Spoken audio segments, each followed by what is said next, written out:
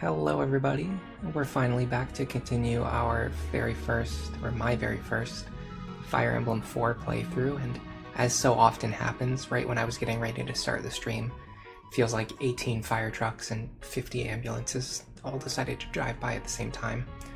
So I waited like an extra 5 minutes before I hit the start button.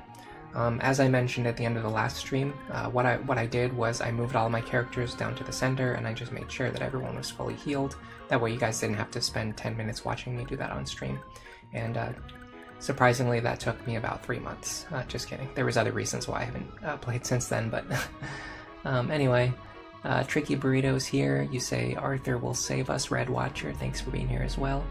Red Watcher says that Arthur is going to miss 3 times with 90% accuracy.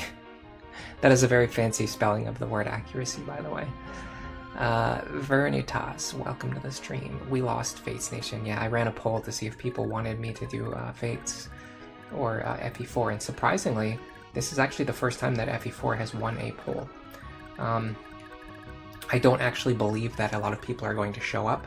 Generally, people do not actually show up when you stream Fire Emblem 4, but people actually voted for it this time, so here it is. Anyway, we have a bunch of conversations that we're going to do, so we're going to have a fun little lore dump at the start. So we have Larcey with Shannon, so let's find Larcey. She's right here. Where is Shannon? He should be right here. Okay. I'm going to move Shannon forward over here and then have Larcey talk to him. Prince Shannon. Whew. Glad to see you're still in one piece. Oh, Larcey, sorry, I wasn't around to see all this begin. From what I've heard, you've all had quite the tough time so far. Don't worry about it. The important part is that you're safe. How's your sword arm doing? Any stronger? Yeah, but still far below your prowess, sir. How about a quick lesson to patch that up? See, raw power isn't quite enough here. Try putting a bit more spirit into it. And swing. Yeah, like this, sir. Got strength. Cool. Hello, Chris. Welcome to the stream. Hello, Greatest Strange. You've been binging my content and retrying Awakening Lunatic because I inspired you. Thank you for that. I'm glad to hear that. I honestly am genuinely glad to hear that. That's probably the #1 reason I started making those videos, is because I wanted people other than me to play Awakening. Aside from just like every so often, like somebody would play Awakening and their goal would be just to skip as many chapters as possible and talk about how the game is unplayable. I wanted other people to actually play the game, and it seems like we've seen a little bit of an Awakening renaissance in recent months, which is nice. Noah Brunis, welcome to the stream as well. You found me through the Fire Emblem Awakening, no Frederick Lunatic plus bods, and now you're part of why I'm stuck playing FE4. Now I'm part of why you're... Oh, you voted... I understand what you're saying. You voted for FE4, so you're part of the reason why I'm stuck playing this game now. Yes, you're right. By the way, the No Frederick run is definitely going to come back, hopefully sooner rather than later. I still have all my save files. I keep all my save files in a separate folder, and then I just move them back over whenever I'm ready to continue a run.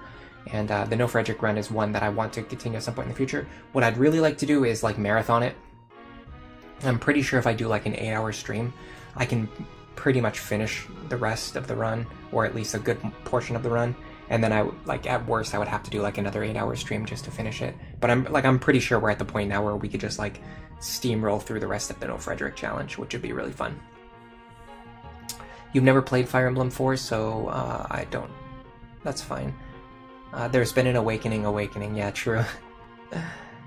Duke Nuka, we're back in one of the worst Fire Emblem chapters. Okay, honestly, that makes me really glad to hear, because I was genuinely struggling getting through this chapter. It was very difficult for me. If you watched the last VOD, I was just not having fun playing this, and knowing that this is considered one of the worst chapters in this game, or even one of the worst Fire Emblem chapters, actually makes me feel better, because it makes me feel like we're gonna get back to the parts of the game that are actually fun, which will be nice to see.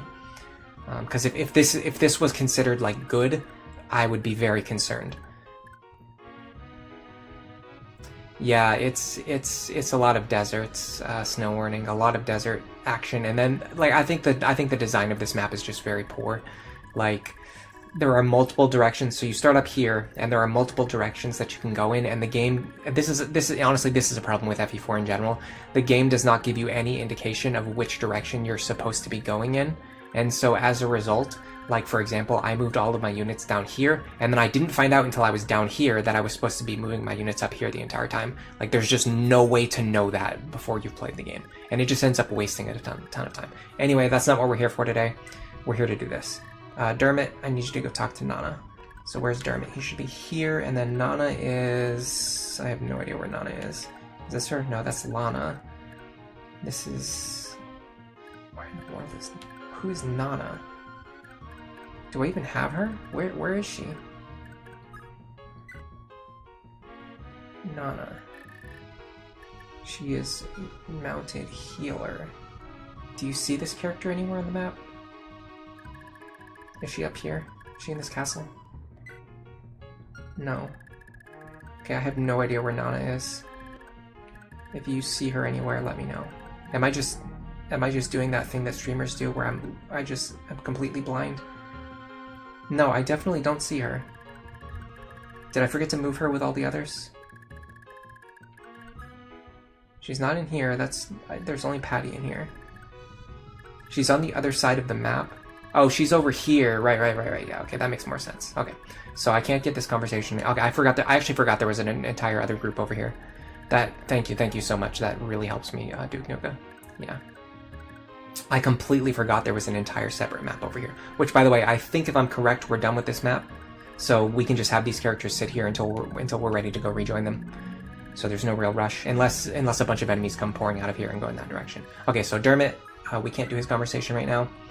Oife can talk to Dermot, which I think we can do. Say, Dermot, you have a sister in Leonster, don't you? Yes, sir. We were separated when we were very young. From what I've heard, she grew up with Sir Finn, a knight of Leonster. Sir Finn, you say? You're eager to have the chance to see her again, aren't you? Yes, sir. I can hardly wait. Heh. You'll have to give this battle your all first, then. How about a quick swordplay lesson? Yes, sir. I'd appreciate that. Another strength +1, skill +1, defense +1 bonus. This feels like a very rudimentary version of like the Cavalier Paladin pair-up system from Awakening, where you have like your Cavaliers and your Paladins just talk to people and they gain a bunch of stats.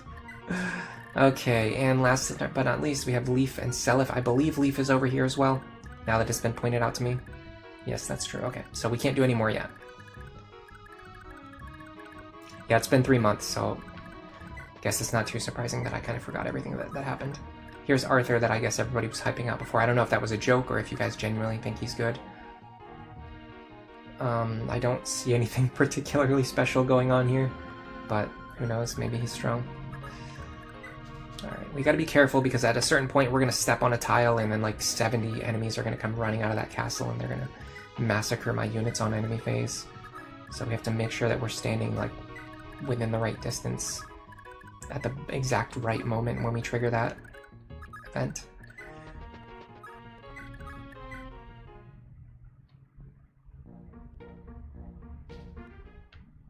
Okay.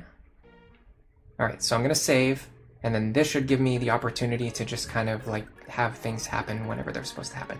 I don't know if I need to walk all the way over here to have something happen, or if enemies are gonna come out. I feel like enemies are gonna come out of here. I very strongly feel that enemies are gonna come out of here. So I have to kind of like prepare for that eventuality. Where's Oife? What does he have? Like, what if I give him... Javelin or something and just have him wait here, and then everyone else can just kind of like hang out behind where he is. It looks like the game wants me to not go over this cliff yet, which is a good indication that something's going to happen there. The game uses invisible walls to block you from going into areas that you're not supposed to approach yet. The problem is you can't see them until you get close, so you don't really know until you've already gone like too far out of your way. And then, like, for example, with this cliff, the only person who can see it is Femina, because she's the only person who can fly over it. I don't want to stand too close to that cliff. Something might come out and shoot me. Right now, I would say Julia is our strongest character and the one we've invested the most resources into.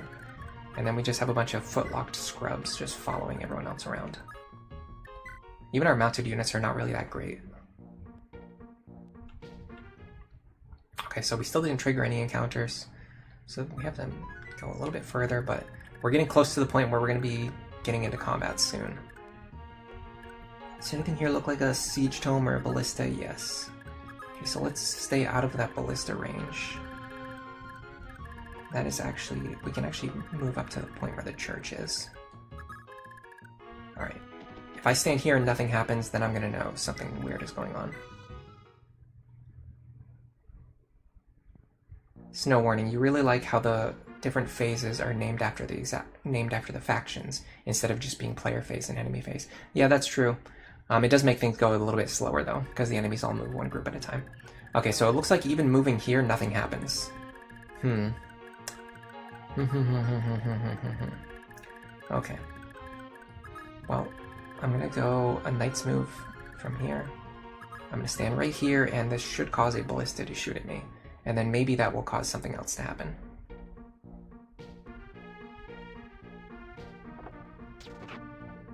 Wow, 1 damage. Okay, now what's gonna happen? Enemies are moving. For some reason, they're sending their clerics forward in the lead position, as you often do. If you're an FE gamer. Okay, where are those knights and mages on the left side going? Feels like they're moving up onto the ridge for some reason. Okay, so everyone does move. That's important to know, I think, probably. Still no action from this group up here. What is going on up here? There's something happening up here. I know for a fact, as soon as I move out of position, there's gonna be, like, enemies with 15 movement range are gonna run out of here and hit me from behind. I know it's coming, there's no way to play around it. Clerics in the front line, totally normal, yeah. Alright, let's see if we can just, like, start one-shotting these mages or something. I can't one-shot them. Probably. In fact, I can't even reliably hit them.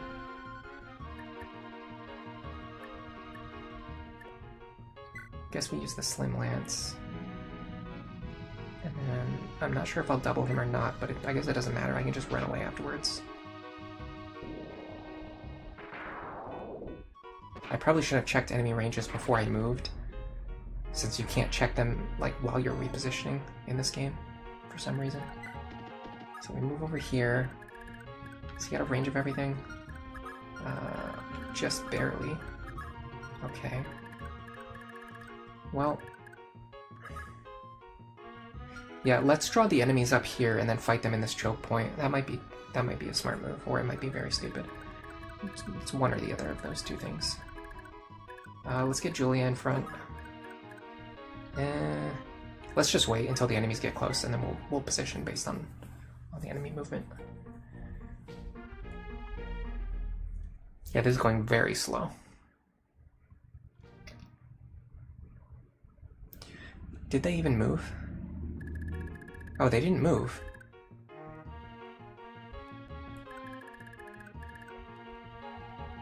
What in the world is happening? What? I swear to you, this game is so confusing sometimes. Honestly, all the time. Alright, well, let's do, I guess, let's do this. Get some experience on Delana. And then, I guess we'll just send Oife back down there and do the same thing.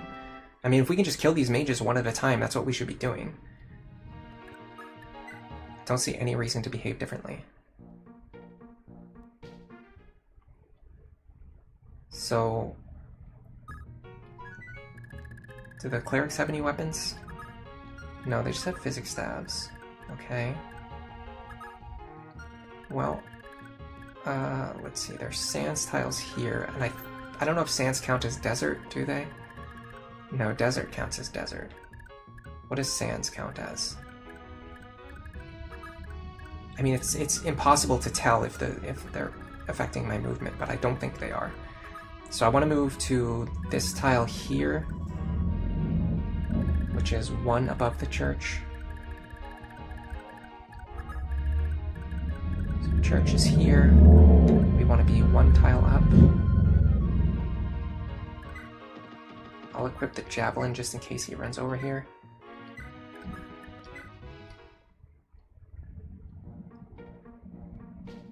Yeah, they're actually not moving, even though I attack them. This is like the opposite of Fire Emblem Awakening, like exploiting the linked AI, where you run up and attack an enemy and then you run away and it gets the entire group to move. For some reason I ran up and I attacked an enemy and it just like stopped all of them from moving. Alright, let's see. Let me try...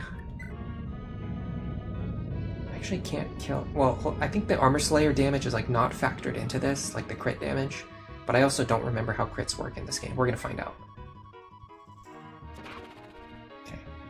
So we're dealing some amount of extra damage. I have no idea how much. That's always fun. But we can kill him. Then we can actually not get away. This was not very well thought out. Okay. Well, if he dies, I'll just reset the turn. The good thing is I can equip a javelin to fight these mages. Yeah, I'm a little scared these mages are going to kill him. I don't think so. Not unless like 3 of them could target him. But there's not even 3 mages nearby. Oh, there's the physics staff. Okay.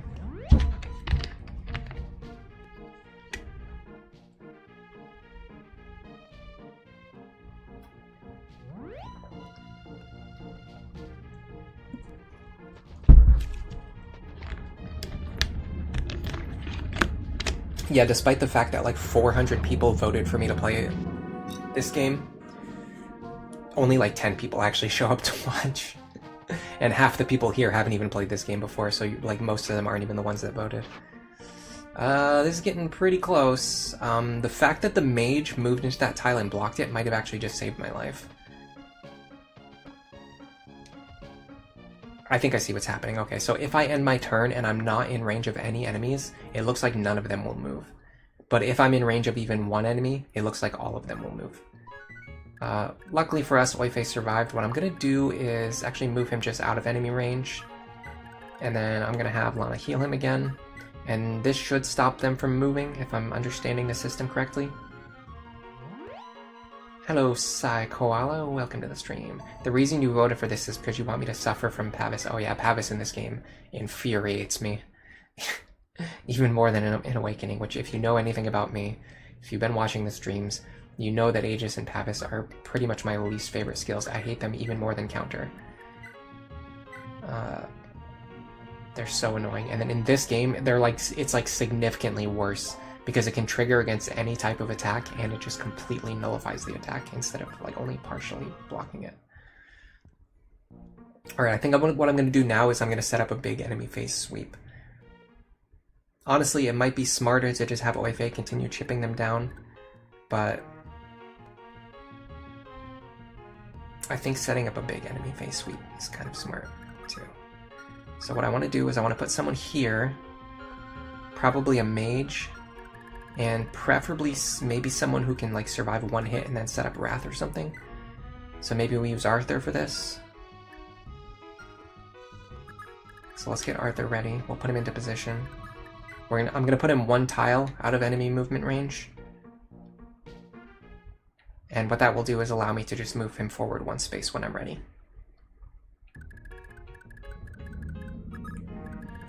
So we want him to be a knight's move away from Oife. So right here, this should be fine. And it is fine. So what we can do is when the time comes, I'll just move him forward. Oh, it looks like the sands are impeding movement. I don't know. I really can't tell. I can't tell. It seems like his movement's not being impeded though, because he can go right onto a road. But then this guy is, because he has to go across the sands. And this is probably also why Oife got stuck, because he didn't have enough movement to run back across these sand tiles. All right. So the next thing I want to do is set up someone who can fight this guy. Unfortunately, these two overlap, but I might be able to have Julia do it, which is also a good chance for her to get some more experience. Snow warning. Thanks to the algorithm magic, polls appear to almost everyone who has ever watched a video of yours. Kat, I have voted for you to play Fire Emblem 4 because I would also love to see you play FE5 at some point. Yeah, I've definitely talked about this a couple times. I would not really get up my hopes up for me to play Fire Emblem 5. There's kind of two major reasons. They're linked. I would say they're linked together. So the first reason is that I really hate Fog of War. It's like my least favorite Fire Emblem mechanic. And I know the FE5 Fog of War is like pretty atrocious. It's one of the few things I know about the game. It's the first game. It's actually the first game that added Fog of War to the series. And it's just really bad. Like, you can't see anything. Like, it's not even like how fog works in the newer games, but you actually just can't see anything. That just sounds so unbelievably unfun to me. And the other reason, which is like kind of a linked reason, is that I don't think I'm going to enjoy the game very much. I could be wrong, of course. I mean, there's always a chance that I'm wrong. It could be the case where I think I'm not going to enjoy it, but I end up loving it. But I'm pretty, I have a pretty high guess or a pretty good estimate that I'm probably not going to enjoy the game very much. And if that's true, if that's the case, I don't think it would be very fun for people to watch me. Like, for people who love FE5, it's not going to be fun for them to watch me play the game and not enjoy it, and just like talk trash about the game that they enjoy, a game that they love. Like, typically we don't really enjoy listening to people say negative things about something that we do like. So it's just not a really good idea for a stream. But who knows? It might happen one day. Alright, so my scrub infantry squad is just going to hang out back here.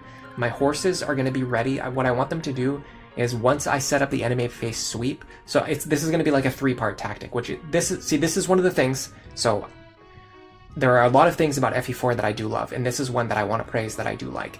Because of the way mobility works in this game, with the Kanto, with the infantry locked units, with the enemy AI being a little bit more wonky and like being really spammy, it creates situations like this where you have to come up with very interesting tactical phases that take place over multiple turns. So what I mean by that? Let me end the turn first, because I want to make sure the enemies really aren't moving. Which, okay, so they're not.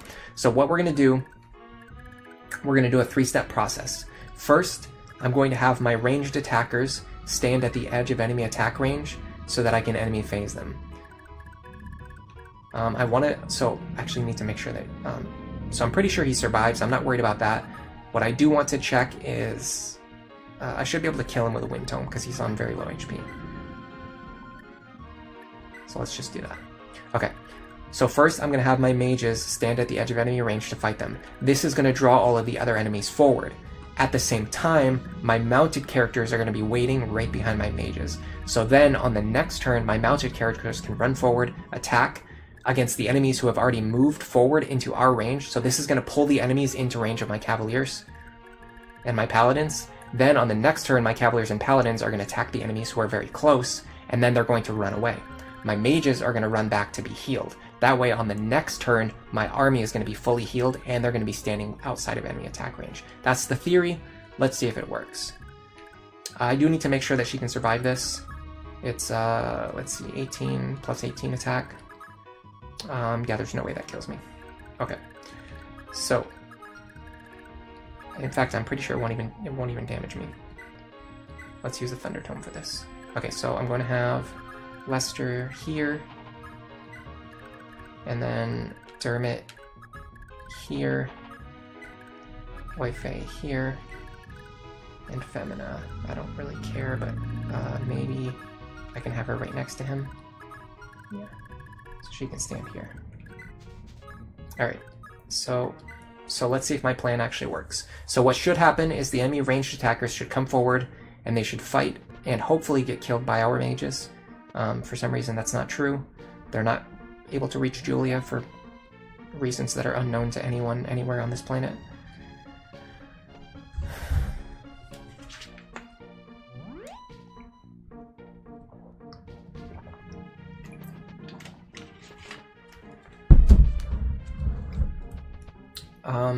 Maybe they just don't want to attack her because they can't deal any damage. Maybe that's what's happening. I couldn't guess. I genuinely, there's no way to guess. There's no way to know. But that's what happens when you play a game that was made 30 years ago. Cat B says that is valid. Thracia Fog is a meme, yeah. It is what it is. Not everybody is going to love everything. I think the best thing you can do in life is just enjoy the things, or like do the things that you enjoy doing, and don't waste any time like spreading negativity about things that you don't enjoy. Like by the same token, there's not really any reason why I would need to like go around like trashing FE5 unless someone specifically asks me like why am I not playing it. Like that's the reason why I'm not playing it. I'm not like going into places where people, you know, enjoy Thracia just to tell them that I don't like it or that I don't want to play it. Also, I think the stream just died.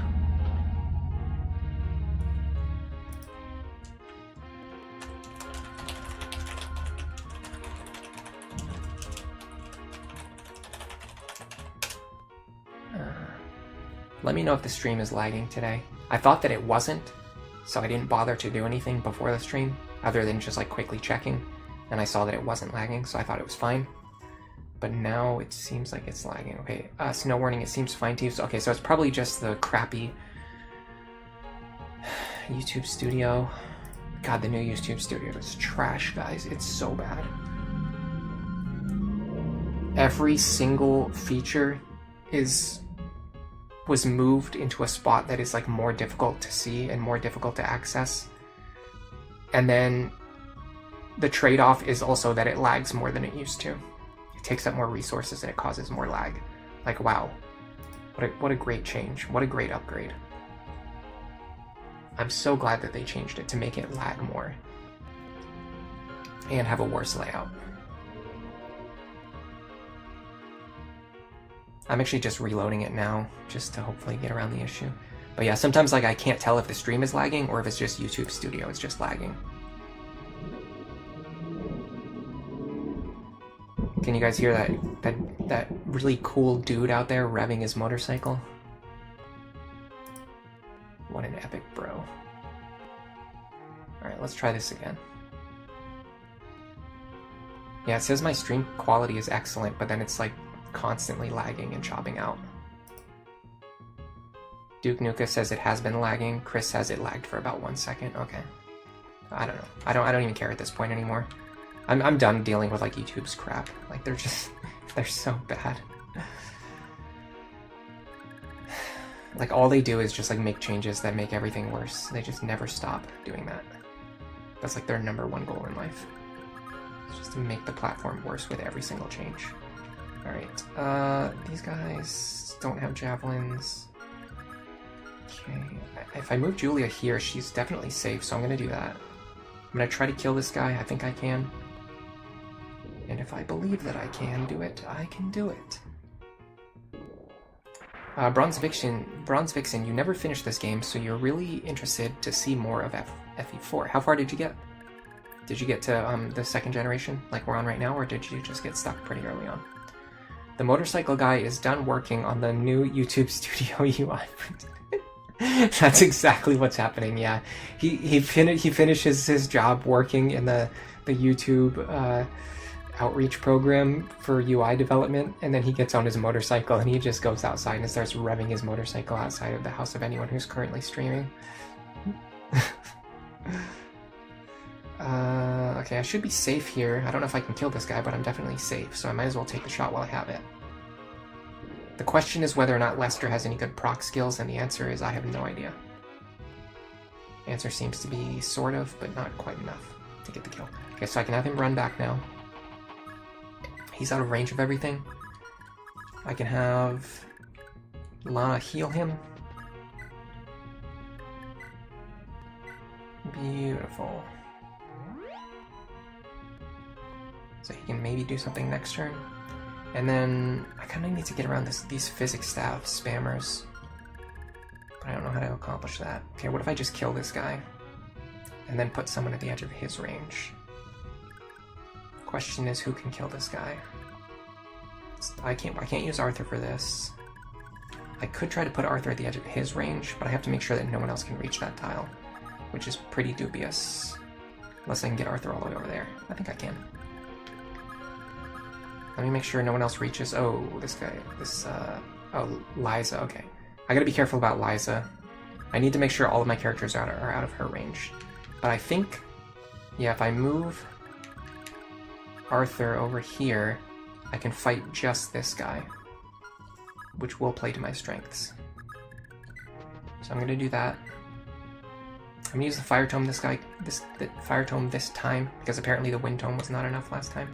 Then I need to finish off this enemy, and then end my turn in range of just this guy, without ending in Liza's range. So I want to end my turn up here. I'm going to use the Armor Slayer for this.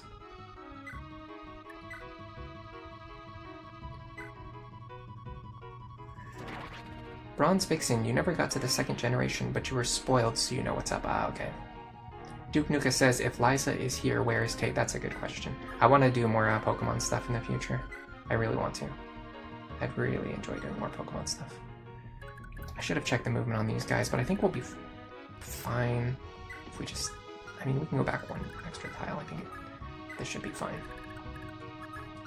Yeah, they can't reach him. Okay. Now, I could have... I could try to bait this enemy with Femina.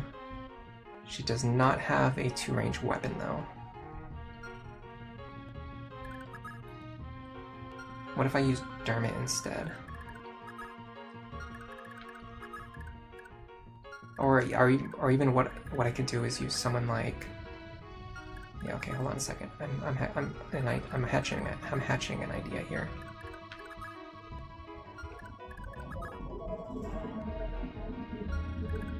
So what if I use Ulster, my least valuable character, to soak an attack, so that it hits him instead of hitting Oife? That way Oife has more HP for the next turn.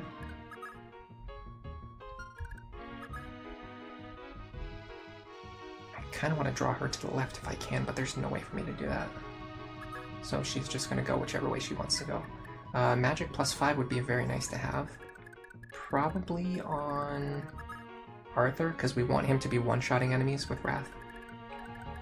But I have no... I mean, the only way to get the ring onto Arthur is to get him a bunch of gold and transfer it over. Can she take a hit from her? 32 attack, no skills. She can take the hit.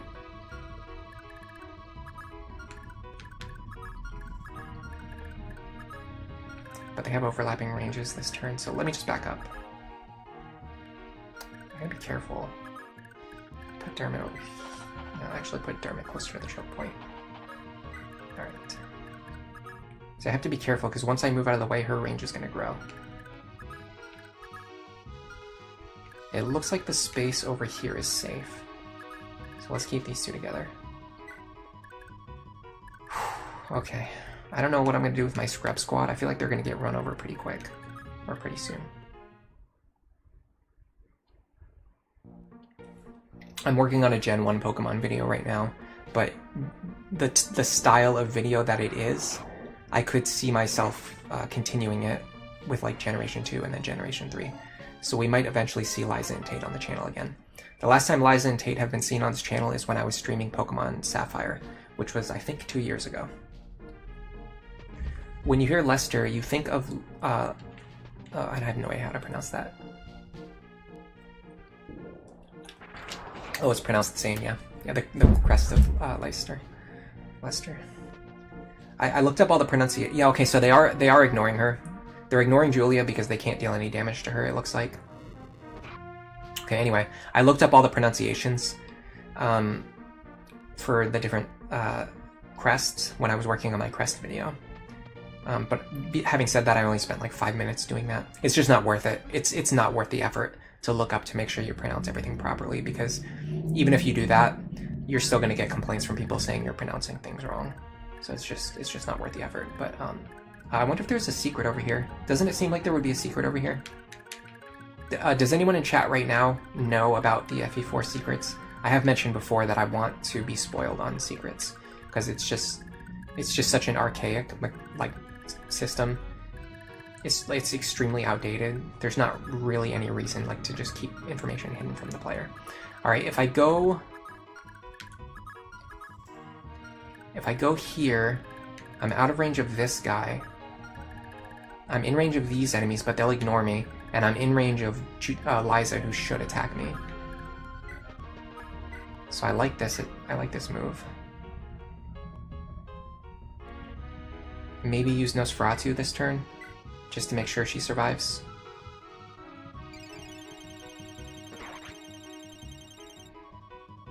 I think she'll be fine, but I mean, I can just... Better safe than sorry, right? Okay.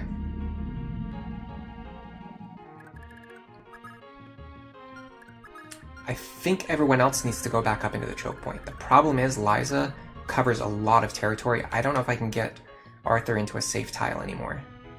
So if I can't get him into a safe tile, I think the next best thing is to send him over here. Do these enemies have enough firepower to kill him? They have 36 damage.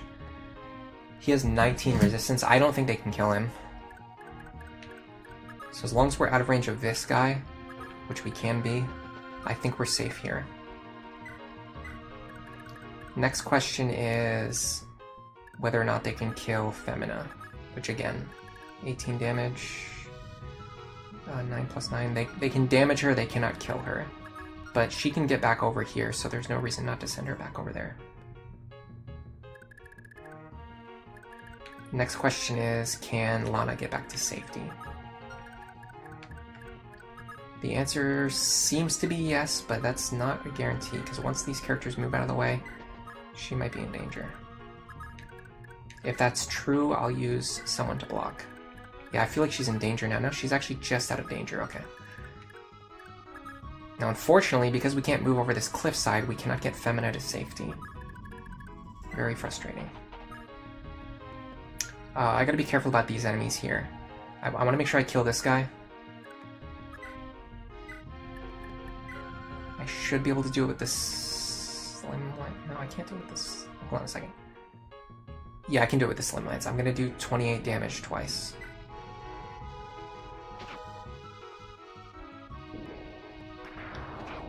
Yeah, a good hidden item indicator, like the sparkles that they use in Awakening, is a very important, just like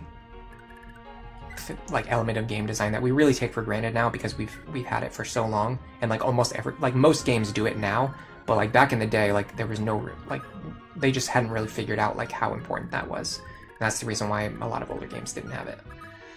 All right, now I've set up a situation where I can definitely have someone counter this guy here, and I think I want to have Javier do it because he's my only Brave Axe user.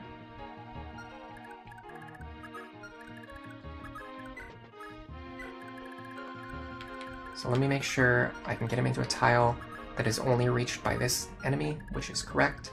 So I can put him here, equip the Brave Axe, and then I'm gonna move Larcey back as well. Okay, so the last thing we need to do is get these two characters to safety. So Lester is easy. Femina is gonna be difficult. I think Femina has to go left. Can she get out of range of this guy or this guy? Yes, she can. I'm extremely scared that a bunch of enemies are about to run out of this castle and attack me now.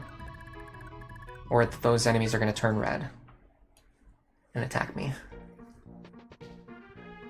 Okay, the mages are just running away for some reason.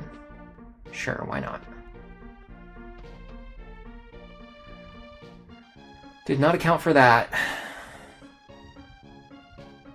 It's fine. I would really like for Liza to attack Julia now. Okay, yeah, the Nosferatu tome was a good play, because that's going to get her back up to full health so that she can fight Liza safely.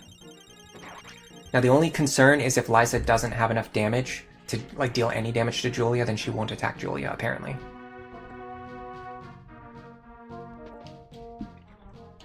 Alright, we're good. So you are the rebel army.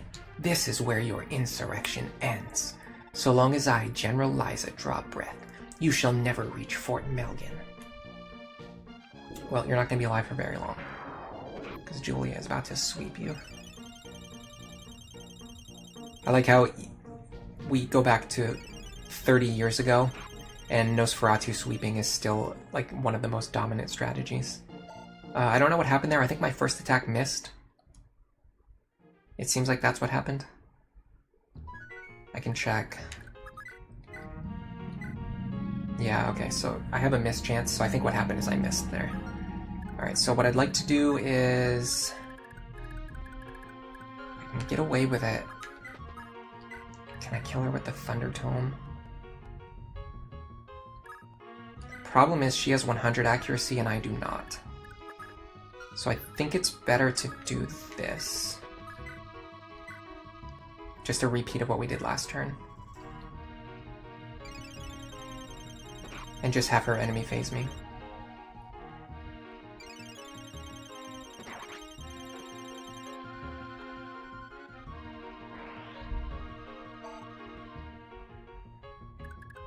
Okay, most likely now Liza just covers the entire map, so I have to get everyone out of Liza's range.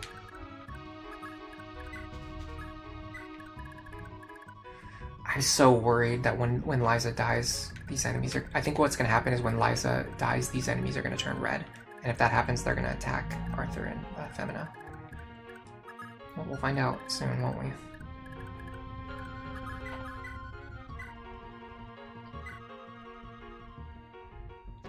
I'm gonna start using speed up a little bit more generously. This is getting old fast. You can really feel the difference between the speed of gameplay in this and Awakening. Alright. So if I use the Brave Axe, I'm going to deal... my calculator for this game too. 19 damage times 2 is exactly 38. This will actually exactly kill him before he hits me. Nice, Jahalvier. Nicely done. I'm gonna make sure I get up and stretch today too, at the 1 hour mark. I was very careless in not doing that during my most recent stream. Alright, I should be able to move my scrub squad forward now.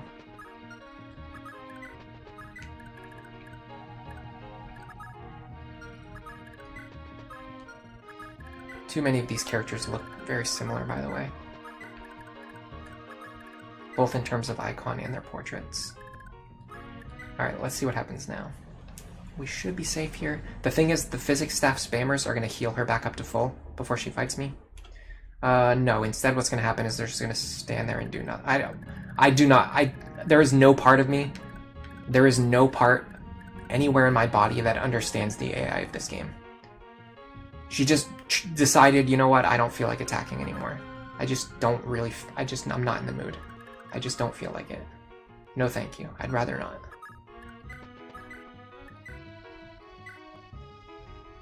See if I can kill her. If not, I'll reload my save. Okay, I killed her. Ah, Ishtar. So now let's see what happens. I have a very strong suspicion that enemies are going to come rushing out of this fort above me. I don't know, something just tells me. I just have a very strong feeling that's going to happen. Because nobody answered, I'm going to have to look up secrets on this map, because I think there's something over here, and I have no idea which characters I need to move over there.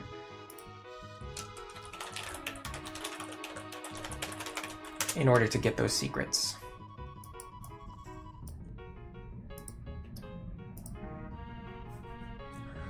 I just saw a new message pop up in chat too. Duke Nuka says, the AI in this game is so inconsistent. Yeah, it just makes no sense. Why is the boss standing 2 spaces away from, like 5 spaces away from me, and she's just choosing not to attack? Just makes no sense at all. Alright, this should be the map we're on. Chapter 7, Beyond the Desert. We're more than halfway through the game, by the way, even though we're only on Chapter 7. It's because the chapters are so condensed. Alright, I guess we go to event data. I only want to see secret events. I don't want to see, like...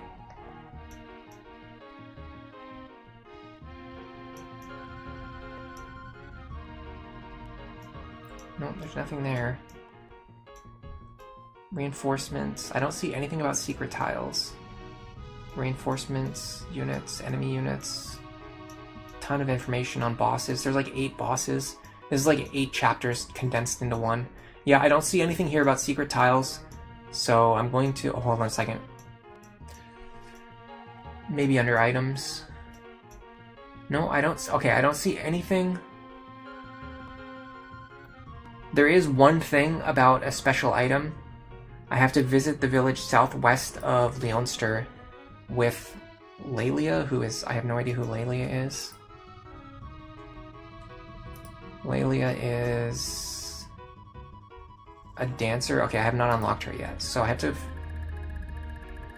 Is this Leonster here? This is Ulster. This is Leonster. Okay, so I have to visit one of these villages with Lelia. I have no idea which one, and I have no idea when I get Lelia. But I have to visit one of these villages with her, and I can get a secret item. But other than that, I don't see anything else in terms of secret events. I get a shield ring in the village that got destroyed. Okay, I mean, that's whatever. These enemies have a certain amount of movement, 6 movement. So let me have... Oops, wrong button. Let me have you stand here. And if possible, I'd like to get Arthur moving back over to the safe area. And then I think I can start moving everyone else forward now. Bronze Vixen, you can see why they changed it so that anyone can visit any village. Yeah. Now, technically, it works that way in this game too. Anyone could visit those villages, but there's just weird, like, secret requirements. Like, if you have a certain character visit a village, then you get more of a bonus, like something extra that another character wouldn't get. I guess the closest equivalent we have is the one time in FE6 where having certain characters visit villages causes something to happen. I can't even remember. I think it has to do with the Western Isles to access like the route split, or maybe a guidance chapter or something. Someone in chat probably knows. It's been a while. Even though I've been looking at the Fire Emblem 6 game data. For some reason, I can't remember. I'm gonna put you here just in case. We cleared out that group, that enemy group, pretty effectively, I would say. Ikularg. Hold on a second, let me make sure nothing's coming up to ambush me. I'm still so worried that something's going to ambush me at any second. Ikularg, you like how the maps in this game feel like 4 maps combined into one? I could kind of go either way on it. I think I would prefer if the chapters were just split up. But I understand why people like this, it's just not for me personally. You always thought it weird that you didn't get anything from visiting Hector's house in the second to last prologue chapter with Matthew. Yeah, I'm not sure. I'm not an FE7 expert.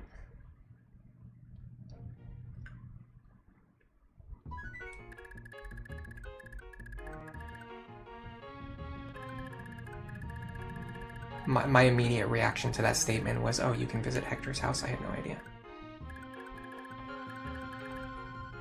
Alright, let's clear out these enemies. I really don't have as much healing as I would like. Does anyone have like a staff that heals like a Fortify staff or something? Where did my Fortify staff go? Like seriously, where did my Fortify staff go? I know I had one. So like what happened to it? I guess someone is holding it, but I don't know who.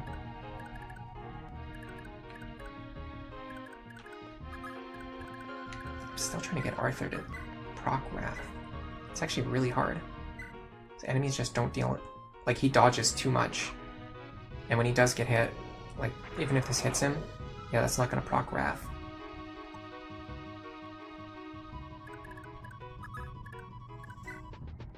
Can I kill this guy with the Brave Axe? Answer seems to be yes. It's assuming I don't miss. Cool story.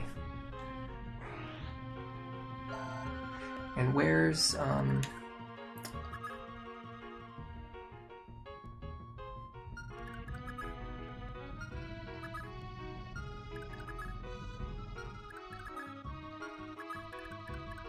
Marseille.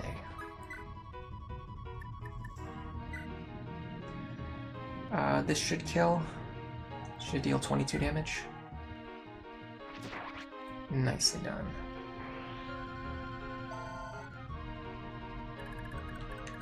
Alright, I'm done with this. We're coming over here. Whenever those enemies wake up and rush me down, it's gonna happen. I'll deal with it when it happens. There's no longer anything like right in front of me, so I can just move all my characters in this direction and I don't have to worry too much about getting overrun. It'll probably happen anyway, but at least I can say that I had no way of planning for it.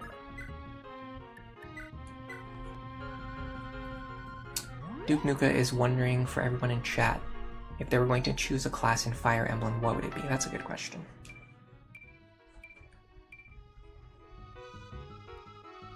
Hello Poochybert, welcome to the stream. How are you doing today? Man, I saw your message pop up immediately. There's going to be a delay just because of the fact that, you know, there's a delay on YouTube chat, but just know that I literally saw, read, and responded to that message like the microsecond that it appeared in chat. I think it's because your name has like a green icon next to it, and for some reason the color green just is more attention grabbing, I guess. Maybe. Maybe not. Could just be a coincidence. I don't know what class I would want to be. I like archers, but learning archery takes a lot of time, effort, and practice. And I don't think I'd be good in a physical class because I'm a weakling. It's actually kind of sad, like, how much, like, I do at least try to exercise, and I'm still a weakling. Like, I don't know what, like, people who are actually strong, like, I don't know what they're doing differently than me, but apparently there's, like, something that you can do to exercise and then have it actually produce measurable results, as compared to what I'm doing where I just exercise and it doesn't really seem to help me all that much. Like, at best, I just kind of, like, maintain my current strength level. I could definitely do like I could probably get away with like being a mage or something, especially because I'm like good at studying and learning new things. Bronze Vixen, you would want to be summoner. You love magic and summoning magic, especially in Final Fantasy. Yeah, I think summons in Final Fantasy are good. Poochybert, you want to be a swordmaster or an archer? You could be an FE13 assassin. I think assassin in FE13 is basically just like a better version of swordmaster.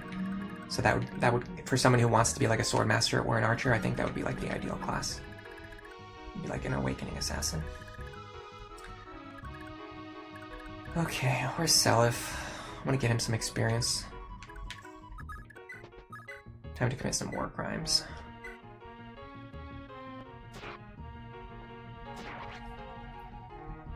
It seems like there's less delay than usual. Olorin, you've been seeing Choop's videos on the game. It sounds cool. You're hoping you could get it downloaded on your SNES Mini eventually. Oh, this game? I don't know who Choops is. You want to be a bow knight for sure? Bow knight would be cool, because you get the benefits of archery and you get to ride a horse.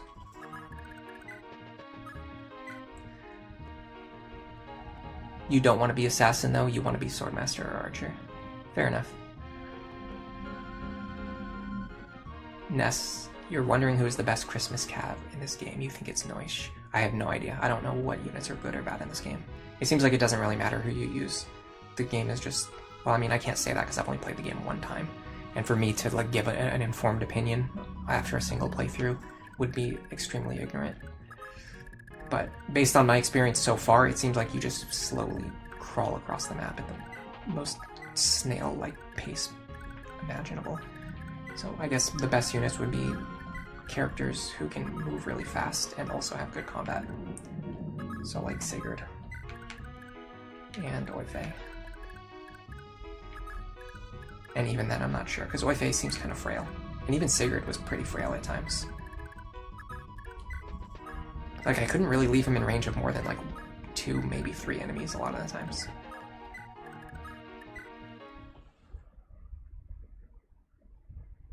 You like assassin less.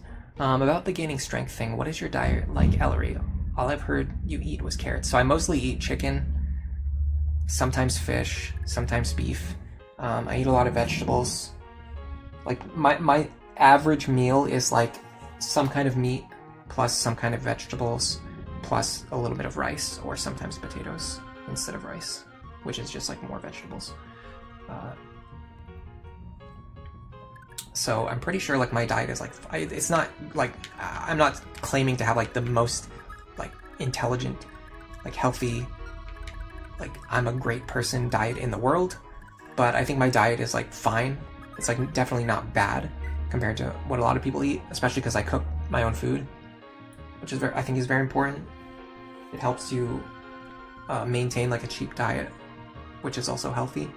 Or the best way to say it is it allows you to maintain a healthy diet in the cheapest way possible, and you always control like everything that goes into your body instead of just like being force-fed whatever junk happens to be in whatever you happen to buy.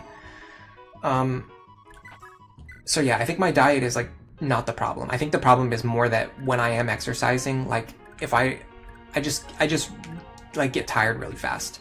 So like my big problem is I just don't exercise enough. Like I should be doing 3 reps, or like 3 sets, but instead I just do like 1 or like maybe 2 sets, and then I just get bored or I get tired, and I just stop like before the point that you should be exercising to exhaustion. Duke Nuka says you're thinking mercenary because you want to be a sellsword, and it's also your favorite base class. Ike made mercenary feel cool for you. Ness, you're just making a joke. Oh yeah, I know, but it's just... it is what it is. Yeah, my diet is pretty healthy, Vixen. Chris, for you, Sage. You love their look in the GBA games especially. Yeah, Sage is pretty cool. If I was going to do a mage, though, I don't know if I would go into Sage or not. I'd like Valkyrie, because then I'd get a horse. What else would be good? Like, what are other mage classes? Dark Knight would also be cool. You also get a horse in that case. You're training Donald in Lunatic Plus. He took a lot of effort and investment, too much to be worth. But at least he's good enough now. Yeah, the extra early second seal is a big problem. I don't think I really emphasized enough. There's actually a couple points in my Donald video that I didn't emphasize enough. What I did was I included them in text, like in the video. Like if you watch the video, if you actually watch the video, not just listen to it, if you watch the video, you'll see there are points where I had text come up on the screen explaining various things, like Donald taking an extra second seal. And I should have put more emphasis on that. I should have actually talked about it, and talked about it at length, because that is actually one of his biggest downsides, the fact that he takes that early second seal.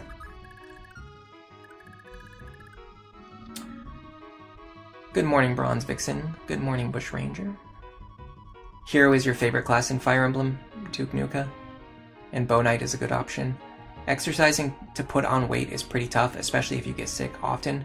It requires eating a lot of real food. Yeah, I think my diet is fine. I really think my diet is fine. The big problem is I'm just not good at exercising the way that you need to exercise in order to get gains. I just don't do what I'm supposed to be doing. I just slack off. Running is a big one for me too. Like I'll start running and I'll run for like less than 5 minutes and I'm like, I don't want to do this anymore. It's boring. I hate it. It's exhausting. It's boring. I don't want to do it. And I have weak lungs too, so I get tired fast.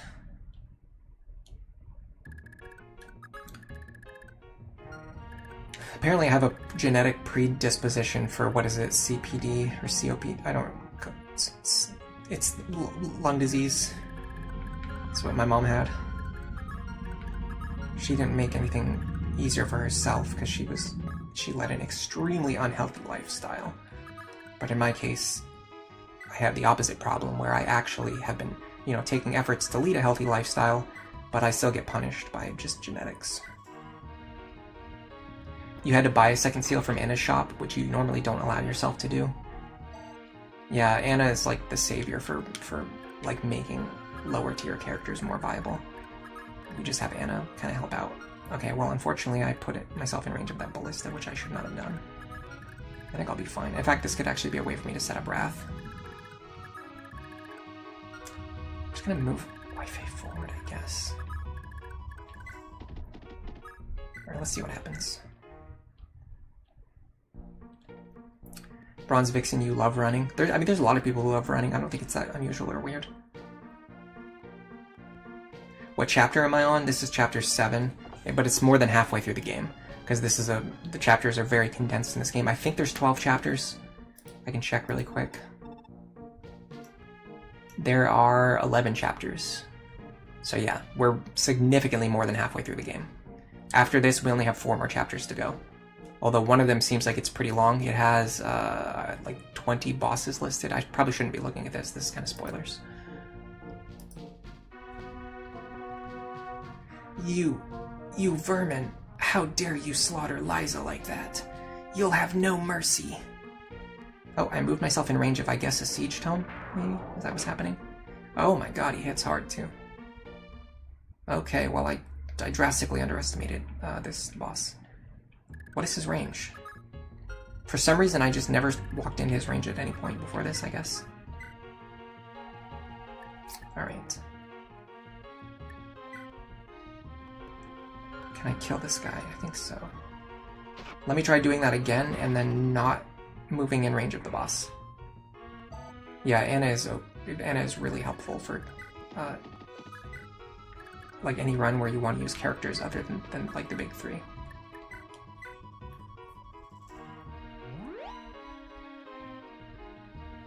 You think she's an S tier character because of the Anna shops? I mean, the reality is she's straight up an S tier character.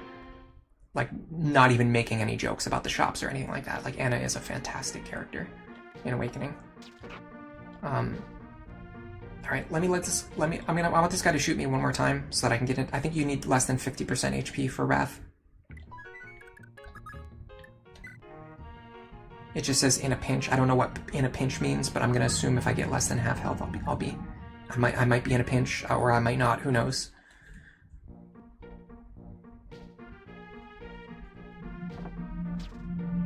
One thing that I really want to do more with Anna is plan around using her in the late game and sending her over to Sage at a certain point. I think she can be very powerful if you do that. The way I normally use her is to just like kind of keep her around and then send her into battle just in any chapters where I just happen to have like an extra deployment slot. Alright, can you please hit me? I'm just standing here waiting for you to hit me. Okay, well, you know what? It's not worth it. It's just not worth it. It's not worth it. I can't. I just can't, guys. I cannot. I don't know how people do stuff like this. It's so if the game was faster, this wouldn't be so bad. But my god, what am I doing with my life right now? This is horrible. Like, I don't mind grinding like encounters. I don't mind grinding encounters in Awakening, like, to force bosses to break their weapons and things like that.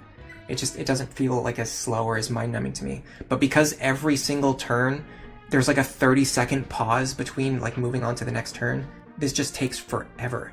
It's unbelievable how long this takes. The speed up button doesn't even really help either because you have to keep constantly toggling it on and off and on and off and on and off and on and off. Take out the other ballista.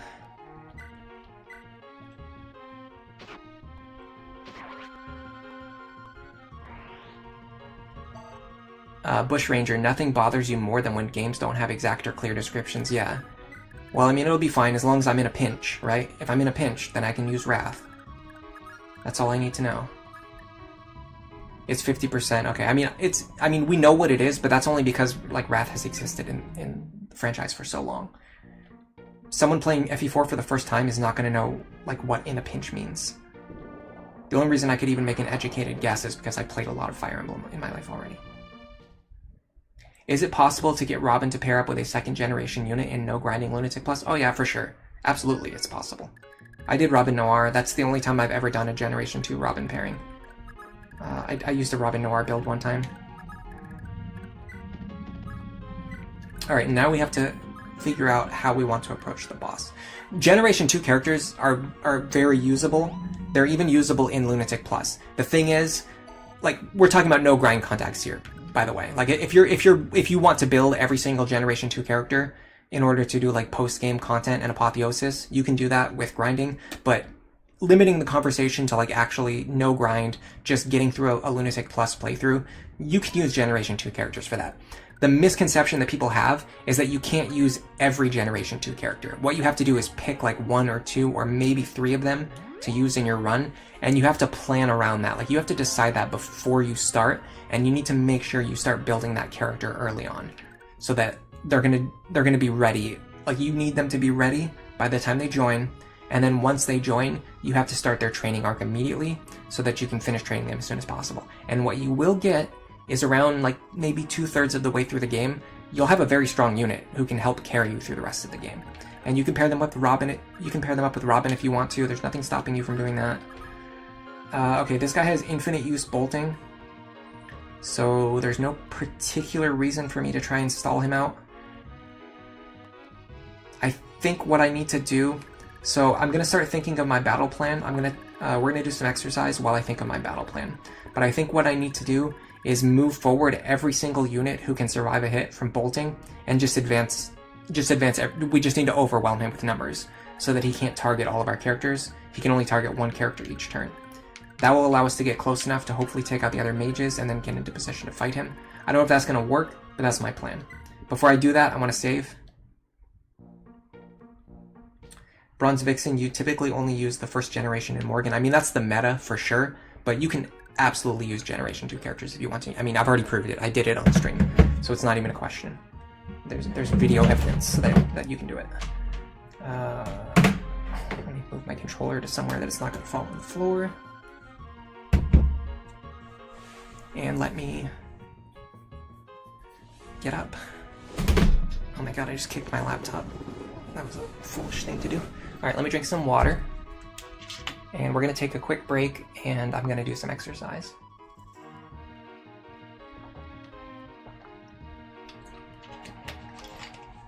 It might be a good idea for me to grab some peanuts and eat them too. Because I have not eaten. I made breakfast at 6 o'clock this morning. And I haven't eaten since then. And I'm probably not going to eat until after the stream. I don't know. It's tough to say. In your Donald run, you're planning to use male Morgan with Severa. And for both of them to have Gale Force. Yeah, double Gale Force is a pretty good strategy. Alright, let me go get my weights. It's actually pretty easy because all my stuff is like pretty close together. I live in a small apartment.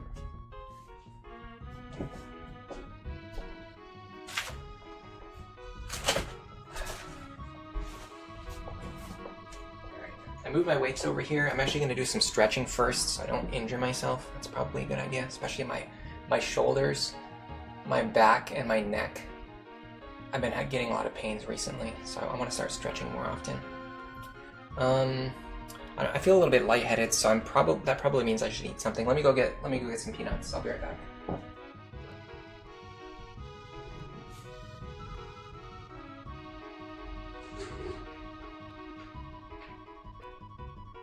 Alright, we don't have peanuts, we have cashews.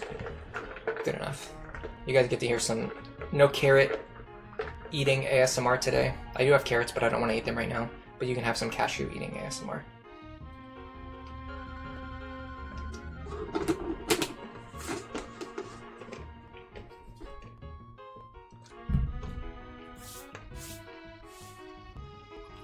I don't know if you can hear this or not,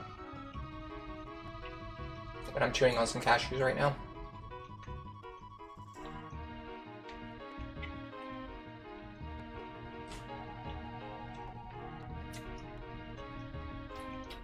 I'm just kind of stretching myself out a little bit.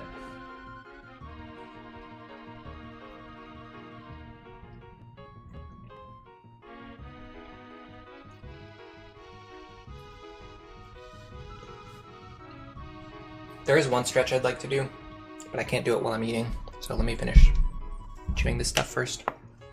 Duke Nuka, this is what you came for. Honestly, if anyone else wants to exercise, or at least get some water, or like eat something healthy, now would be a good time to do it. You're getting positive encouragement from me.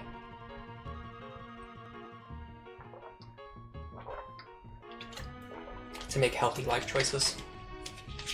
Alright. I'm gonna do my next stretch now. I can do it now that I'm not eating. If you guys want to if you're curious about this, I had to look it up the other day because I was having neck pains again. So the way it works, you reach your arm over your head. So you put your left arm on your right ear, so you reach like over your head, and then you just move your head in the direction of your elbow. You don't have to pull like super hard or anything, just enough to where you can feel a little bit of a stretch.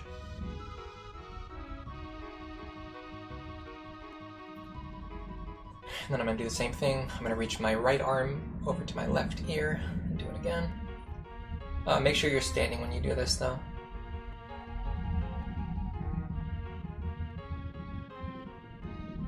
Yeah, doing it like sitting down is usually not a good idea, because if you're sitting, your posture, like you need to make sure your back is straight when you do this.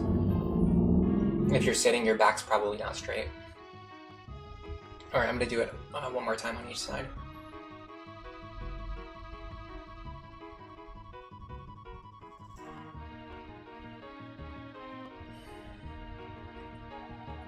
ASMR streaming, says Bronze Vixen. God, I can honestly feel like how hard like my shoulders and my neck muscles, they just get like super hard because I don't know why, but my shoulders are always so tense. I need to do something about that, especially if I'm like planning for the long term. You really need to think about like the worse I treat my body now, the more problems I'm gonna have as I continue to get older and older. I'm gonna eat some more peanuts, or some more cashews, to be specific. What is the difference between peanuts and cashews, by the way? I'm assuming maybe they just come from like a different type of plant.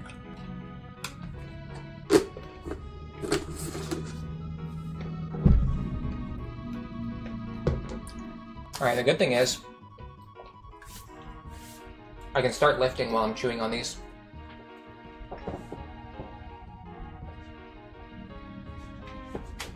So I'm going to do that right now.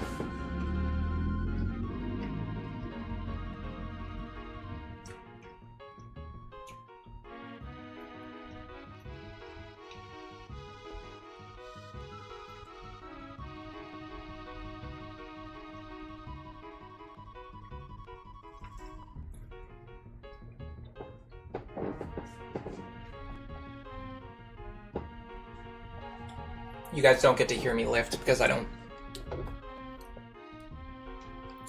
count out loud, and I don't like grunt super loud either, like some people do when they exercise, so it's basically just like silent streaming at this point.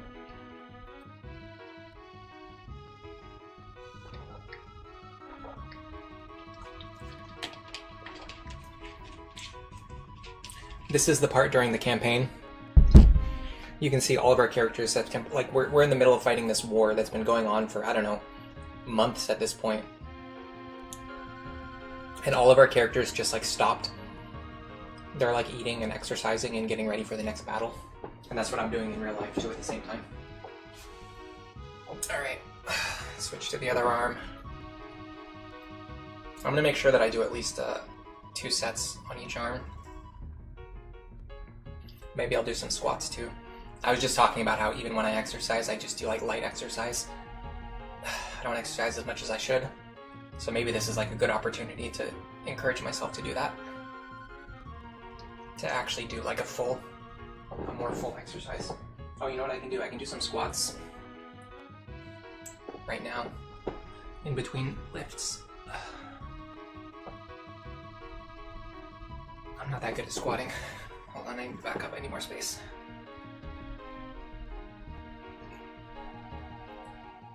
You want to use Cynthia paired with Robin to pass down Gale Force to Morgan. Yeah, that works.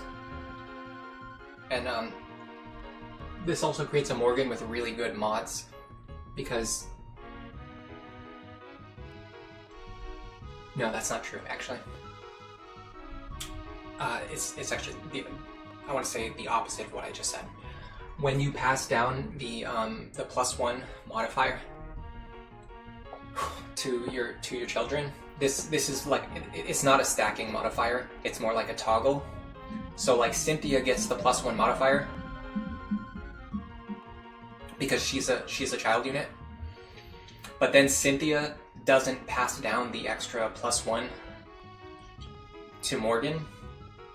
Instead, how do I want to say this? Morgan doesn't get a +1 from Robin and a +1 from Cynthia. They just get like the generic +1 on top of Robin and Cynthia's innate mods.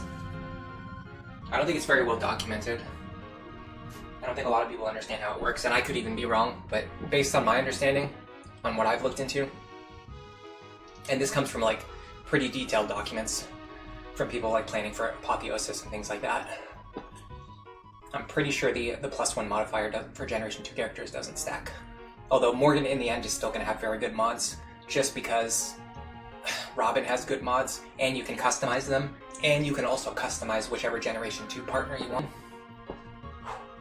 So like you can make a Generation 2 character with like super optimized mods, and Robin with super optimized mods, and then you can combine those together to get a Morgan with like really like hyper min-maxed mods. It looks like the stream cut out again for a second. Either that or my studio's lagging, I'm not sure. It was only for a second though, we should be fine. Bronze Vixen, you want to learn some overpowered skills to pass down to your children? Do you mean in real life? Imagine if real life worked that way. If you could just like pass down skills to your children. It did cut out for a second. Alright. I actually have a pretty good idea of why this is happening. And it's because earlier this week, which by the way, this caused a lot of problems for me. Earlier this week, I was having internet problems, and I found out that like pretty much half of my entire town lost internet for like about half of the day, for like 12 hours. So and that actually caused so many problems for me, because it happened during a time where I needed internet access to get important work done, and so I had to do that work on the next day. And then all the work that I would have done on that day, I had to push forward another day, and then all that work I had to push forward another day. So it just kind of ended up with me being behind on every single thing that I was doing this week. And then on top of that, whenever I have connectivity problems like that, typically when it gets fixed or when it comes back online, my internet goes back to like being really crappy, like it is right now, like it is today, causing the stream to lag and things like that. And I didn't go out of my way to try and fix it, to try and get rid of the stream lag, because when I first started the stream, I wasn't seeing any lag, and I just figured I'll just start the stream. But maybe I should have spent like an extra 10 minutes just testing it out, because if I caught the lag ahead of time, there's a small chance I could have maybe done something that could have maybe improved the stream quality a little bit. Anyway, I'll be right back. I'll put my cashews away.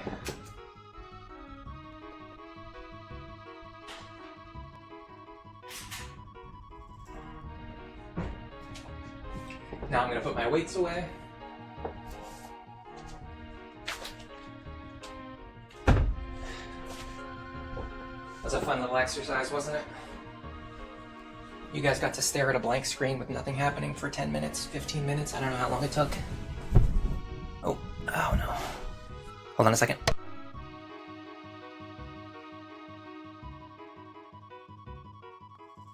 Alright, sorry about that. I accidentally hit my microphone while I was sitting down, and I knew that whenever I adjust it, it makes like a really loud, really obnoxious noise. So I decided it would be better to mute it first and then reposition it and then unmute it. Okay, anyway, let's get back to this. This is probably one of the great ways to make FE4 more playable, is to just take a break every hour. Alright. Let me investigate everything that we have at our disposal. I don't know if we should go through the characters one at a time and see like which ones can survive, or if we should just like... Okay, so hold on. He deals 34 damage. He has Adept, which is really bad for us. However, Bolting has 30 weight, so he'll never actually double anything or anyone, because his speed is like -12, so I don't think that's an issue. With Thoron, it will be when we get close, but that's a problem to solve later. So all we really need to be concerned about is 34 attack, which is kind of high, but not like impossible to deal with. I'm gonna start moving characters close to the edge of his range. Should be here. Yes, okay. She can definitely survive. She probably can. Yes.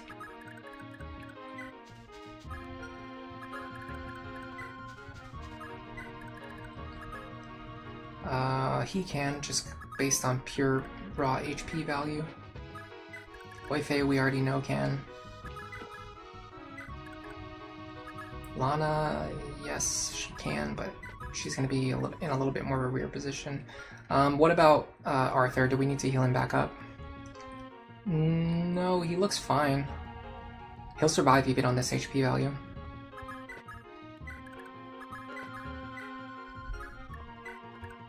I want to get him back down into Wrath range. Ulster will not survive, so we need to make sure we keep him back. Lester just barely survives. That kind of makes me want to have him hang back. Just because I don't want to deal with him dropping down to 1 HP and then not being able to heal him back to safety. Same with Dermot, he's just like barely survives. I don't want him sitting there on 1 HP. Larcey, we'll have her hang back, and Shannon, maybe we send Shannon forward. Especially because he's promoted. And then Seliph should be fine to go forward with everyone else. Alright, so there should be nothing happening this turn. Okay, so now I want to start enacting my plan. Just have all of these characters start moving forward. But not putting them within range of these mages.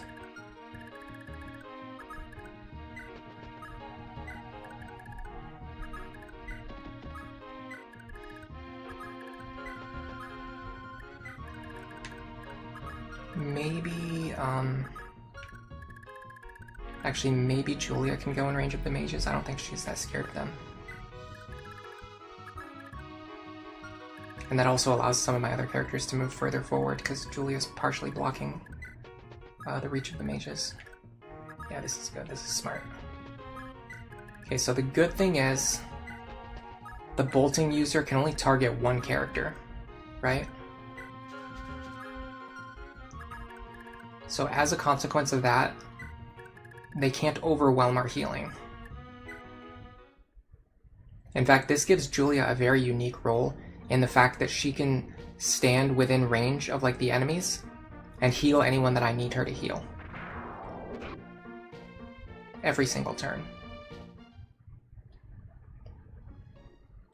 Okay, the enemies did not move forward. The enemy mages did not move forward. Can she heal him to full? Actually, I have no idea because there's no estimate on how much you get healed for. That's kind of a problem. Yeah, I have no idea how much she's going to heal him for. Probably should have thought about that.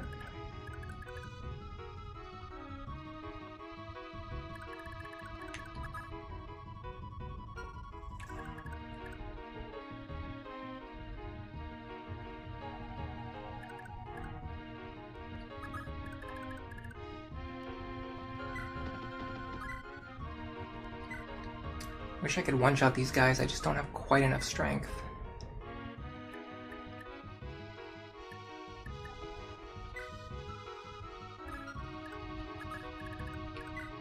Don't I have like a brave sword or something?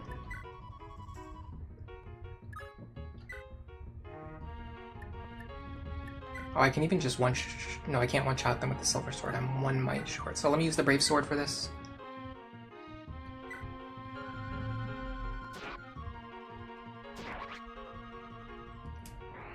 I moved into bolting range this turn, which means if I can't heal back up to full, I can at least move back out of bolting range. That's a very good way to look at it. Okay, I think Jahalvir still survives. Because the boss deals 34 minus 1. He'd survive on 1 HP. I don't know if that's worth it, but it's worth at least considering. And then you can go here. Kill this guy. I hope. I am going to take some damage though. Okay, so the question is, how much resistance does Wifei have? Because he might be in trouble. Oh, he's got enough resistance. Okay, he'll be fine. So next we're gonna have Shannon go here. I can one-shot this guy. Okay, here we go. Finally we got something going. This actually feels good. This feels like one of the best castle sweeps I've gotten so far in the game. Usually all of my other castle sweeps have felt pretty, like... what's the word I want to say? I don't know, they just felt really... Like, I didn't really have, like, a... Yeah, I don't know, I can't find the words for what I'm trying to say. Like, pretty much every other castle in the game, before this one, it felt like I had to rush my characters forward and then just hope for the best. And I had no real plan for dealing with it, or I just had to, like, turtle to an insane degree. This was the first time where I felt like I set up an actual plan, and the plan actually worked with, like, 100% consistency. So that was definitely rewarding. Okay, you want to attack Seliph.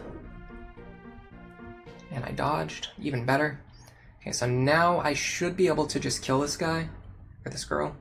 What is it, a guy or a girl? It's a guy. I should be able to just kill this guy.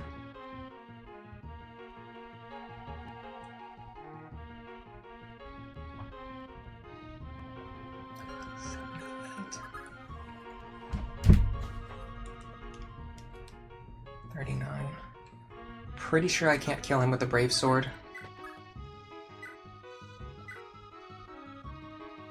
No, I can't. And in fact, my accuracy is not even anywhere close to as good as it needs to be.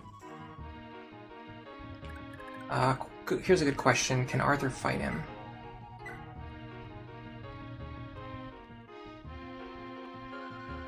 I will take a lot of damage, and my hit rate is not very good.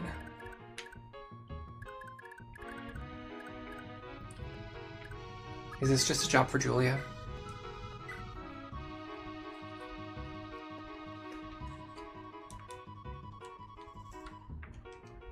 $14 damage. Yeah, Julia's safe.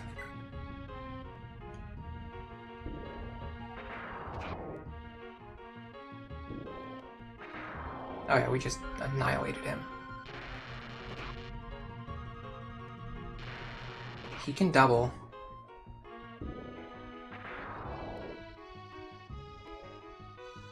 That ended up being way worse than expected because apparently he can just double me. He can just do that, I guess.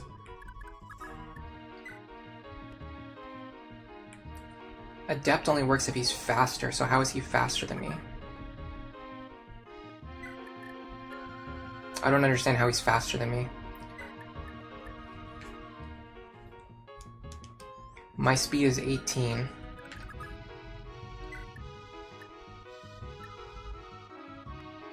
His speed is 11. So in what world is he faster? In what world is 11 faster than 18? Make it make sense. Somebody, please. Alright, so we do have a little bit of a problem in the fact that Julia is now standing in a spot where she is going to potentially die. I don't see any solution to that problem, because I thought that she was guaranteed to survive. Let's see what happens. I think I can reset if I have to. I got pretty unlucky there in the sense that not only did he proc Adept, which he shouldn't even be able to do, but I also missed him a bunch of times. And he hit me every time. Yeah, okay. So we have basically the same hit rate, but for some reason he was able to hit me 4 times, and I was only able to hit him once. Okay. Stop, please. Where? Where are you taking me? Oh, interesting. She doesn't die. Or, sorry, you don't get a game over when she dies. I guess there wouldn't be any reason for you to do it. For some reason I thought she was more important. But I guess there really aren't that very many mandatory characters in Fire Emblem games. I guess Seliph is probably the only one. Alright, so let me do this in a smarter way. If I just do this first, get Nana into a position where she can actually heal me if I need her to.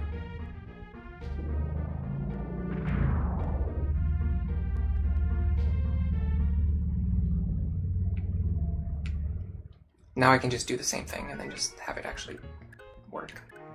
Or Lana, not Nana, sorry.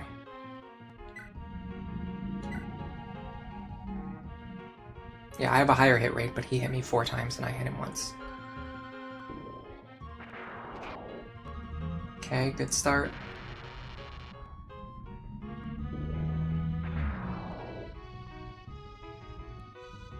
Oh, you know what probably happened? I think No, I don't know what happened. I was thinking maybe she used a skill that caused combat to continue. I can't remember what it's called, but one of my characters should have it. Is it Adept? Is Adept what I'm thinking of? Oh no, I'm thinking of a cost. I was thinking maybe I used a cost and that caused me to take extra damage, but that wasn't it either. So I have no idea what happened there. I just took a bunch of extra damage for no reason. Fire Emblem 4 Adept triggers with attack speed plus 20% according to the FU Wiki. Oh, okay, cool. Thank you, BookerBot. Thank you for letting me know. Now I wish that information was in the game, but it is what it is. Make a lot more sense to include that information in the game, but either way, thank you. It's good to know that, I suppose. Can she heal Seliph? She can't even reach, no. I mean, I just have to kill him, right? Like, I just have to kill him anyway, so might as well just do that. That means that 2 characters can both trigger Adept against each other. If the math works out right, like if they have similar speed values. But the thing is, I have... Again, my attack speed was 18 and his was 11, so I don't see how... 11 times 1.2 is only 13 speed, so he still shouldn't have had enough. Liza! I'm dead. I died like an idiot. And I got a Thoron Tome too. Oh, my nose is really itchy today. Very cool, we're making progress. We're making progress. We'll finally get some more lore, some more story. Oh, why is my nose so itchy? I have no idea.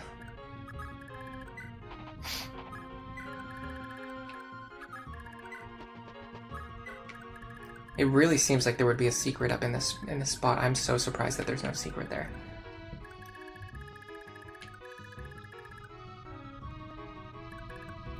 Oh, I think I understand now the message someone sent earlier about a village with a shield ring. I think somebody was trying to tell me that this right here, this is where the village was that had a shield ring. I thought they were trying to tell me that there was another village. Like, I didn't realize, I didn't know what this was. I thought this was just like a weird shaped area that for some reason didn't have a secret. What you're saying is that this is where the village used to be that would have had the shield ring. Okay, that makes way more sense to me now. Let me sandbag for a turn so I can heal Seliph before triggering any cutscenes and a bunch of enemy reinforcements that are probably coming.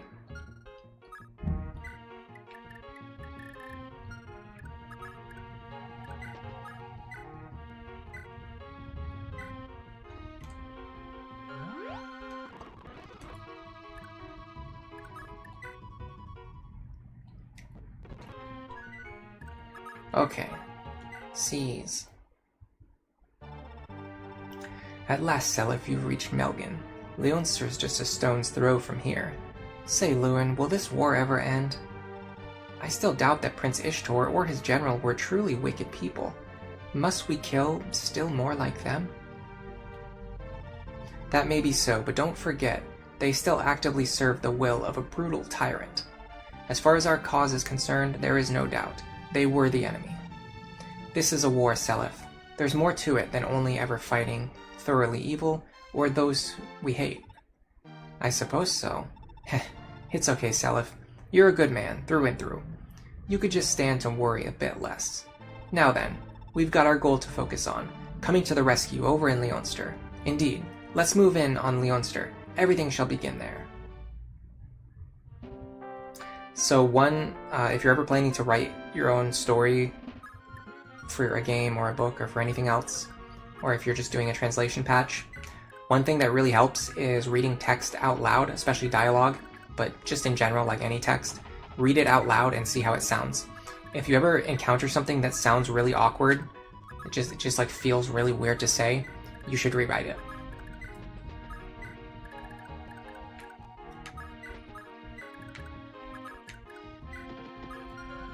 And that one's free. Who is Arthur's dad? He's my favorite funny dude. Honestly, I have no idea. I do not know. As far as I can tell, the game doesn't tell you who the pairings are. So I have no way of knowing. I mean, there's like a couple cases where I remember. So there's two problems. Number one, there's a couple cases. There's only a few cases where I remember exactly which characters I paired up with which other characters. Number two, these don't even tell me who the parents are. Like not the optional parent, but it doesn't even tell me who the main parent is. So for example, I have no idea whose kid this is on the mother or the father side. I'm guessing Tailtooth because he has Wrath, but I don't know who she paired with because the game never told me. So the game just doesn't give you any information. I guess it would be Claude because he has the Valkyria staff. So yeah, it seems like his father was Claude, if that's what you're asking.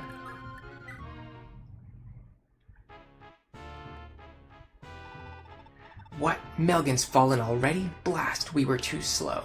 Oh well, we can still ambush them while they regroup. No dude, it would have been a much smarter idea to ambush me while I was fighting Liza. Men, this is our chance. Jabaro, send in your brigade. Hit them hard while their backs are turned. Leave no survivors. At once, sir. Dun dun dun dun. There is somewhere you can view it at the castle. Someone said that in a previous stream. I could not find that information. I don't know if that's true. Oh boy. Do you really have to go, Ares? Please don't leave. Please. I have little choice in the matter. It was Jabaro who found me as a lost infant and raised me all these years. I owe him dearly. Don't you get it? He's just using your loyalty to treat you like a weapon. I hate him so much. Lenny, no, that isn't. Okay, fine, whatever. Go with him if you love him so much. It's your life to waste, after all. But you can just go forget we ever met. Lenny.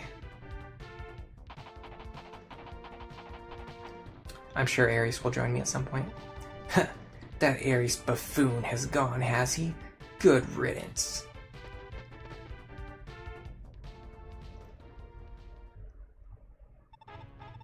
Banba, Folta, Eryu, deploy at once. I want you to show these rebel pigs just what it is that the Empire can do. Yes, my lord, leave it to us. We will never let you down, my lord. The rebels shall be destroyed quickly, cleanly, efficiently, and utterly. Excuse us, my lord. Everything depends on you. Teeny, you too will deploy at once. Yes, uncle, as you wish.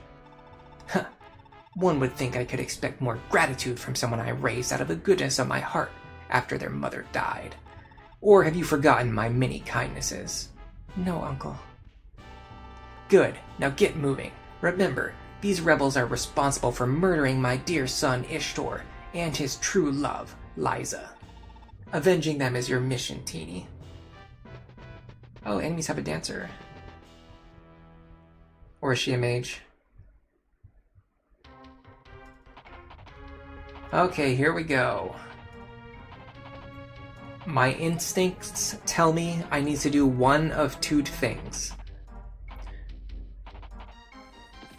Option A, I need to start moving to the right as fast as possible to get away from the Cavaliers and to reach my other units before they get overwhelmed. Or option B, if everything is coming towards me and ignoring my other units, in that case, I think what I need to do is stay here in this position and use the choke points to the north and the east. The rest of you move out at once. I don't want a single rebel left breathing. Oh my god, more enemies. This game never stops, does it?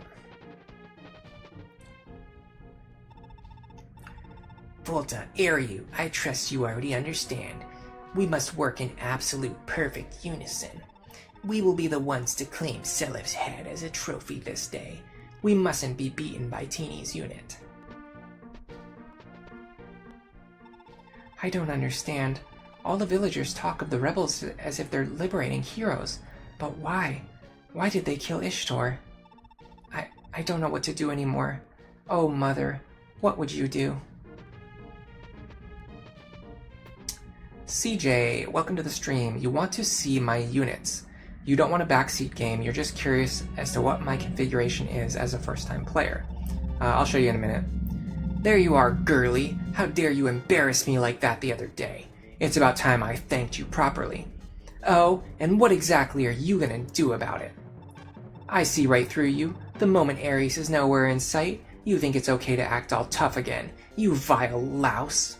Don't even think about coming any closer. I don't need Ares around to stop you. Of all the nerve, you little wench! Throw her in the dungeon! You'll have plenty of time to think about what you've done down there. Ah, no, Ares. 1 second. I don't need Ares to be safe. 2 seconds later. Oh no, Ares isn't here. I'm no longer safe. You know, I don't get you, Ares. Why the hell'd you go and get yourself all cozied up with a broad like that? Oh well, I guess it's all in the past. You're gonna forget her sooner or later. I beg your pardon. What exactly are you trying to say, Jibaro?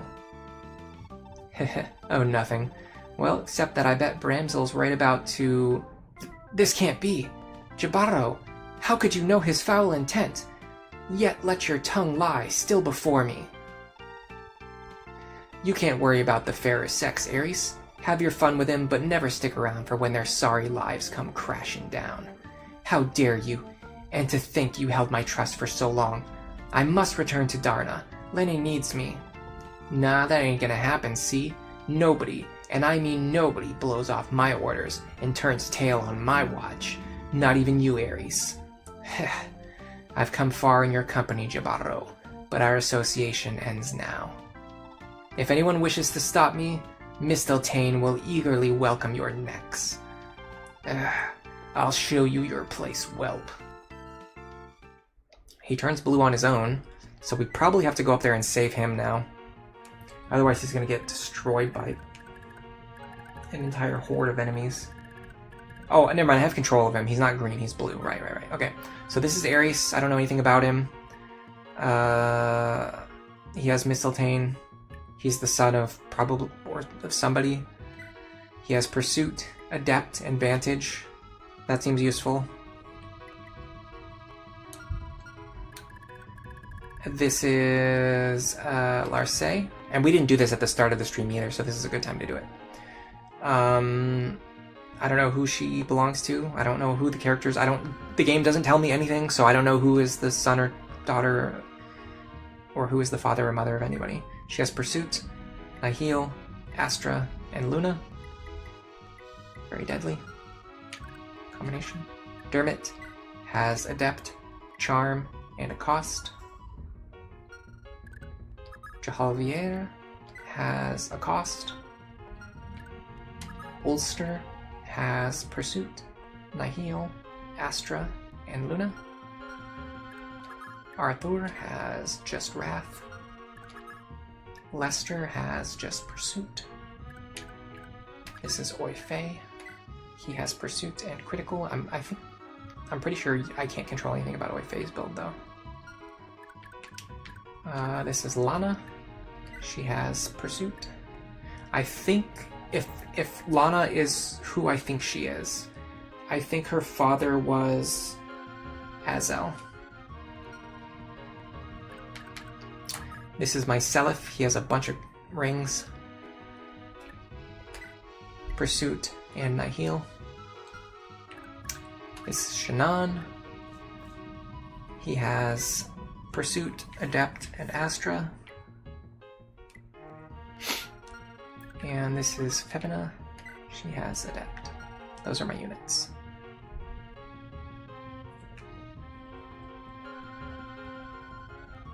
Owain wishes he was this guy. He even has a horse. Yeah, this is like the hero that Owain wants to be. I thought Ares was pretty cool in the last stream. I liked his scenes. He has like a good like knightly personality. Alright, so if I hit this guy and then run away, I think I'll be safe. So let me start by doing that. If I use Mistletoe, I cannot one-shot him. If I use the Iron Lance, I cannot two-shot him, so I have to use Mistletoe anyway. So I might as well just use it. Oh my god. Sorry guys, my nose is really itchy today. Oh, I can one-shot him. Okay. I guess math is just not a thing in this world. I have no idea how much movement these guys have because there's no way to possibly check it, so I guess I just move somewhere. Probably like here should be. I don't know. I have no idea. How could you ever guess how far you're supposed to move?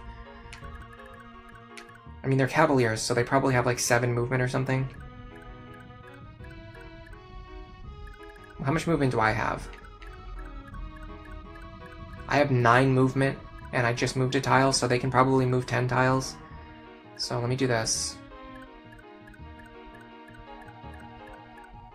Let me stand here. I think this will allow me to fight 2 enemies. Can Ares just solo all these enemies by himself? Because if so, that's pretty based. Mistletoe has critical. Oh, I probably crit then. Jabaro is so stupid. Why wouldn't you just not say anything, or at least wait until the battle's over? Yeah, why did he tell him that? Why did he tell? Well, I mean, I will say, based on the writing from his point of view, he was trying to like educate Ares. He was trying to say like, oh, you shouldn't like. He was trying to like teach him like, oh, you know, these knightly ideals that you're trying to uphold are actually pointless. You know what I mean? Like you should be more cutthroat like me instead. Like I understand like where he was coming from in that sense. But obviously it was not the right move because Ares was actually not going to listen to that logic. But that was his intent. That was what he was intending to do. I can actually back up too. Cool.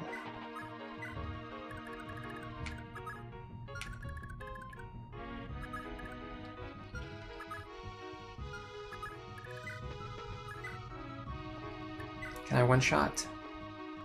No.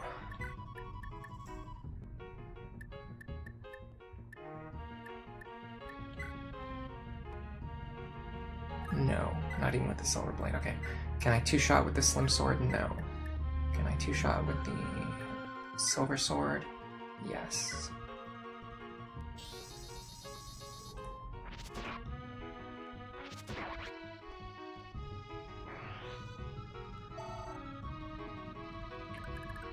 I'm going to split up my forces.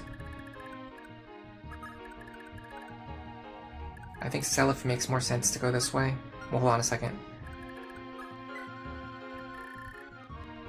Seliph. Both Leaf and Ares want to talk to Seliph. So let me send Seliph this way then.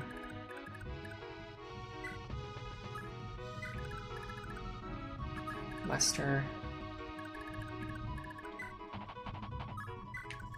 And I want Oife and Julia to go to the right, so that I can get over to the other enemies as quickly as possible and stop them from doing anything too problematic.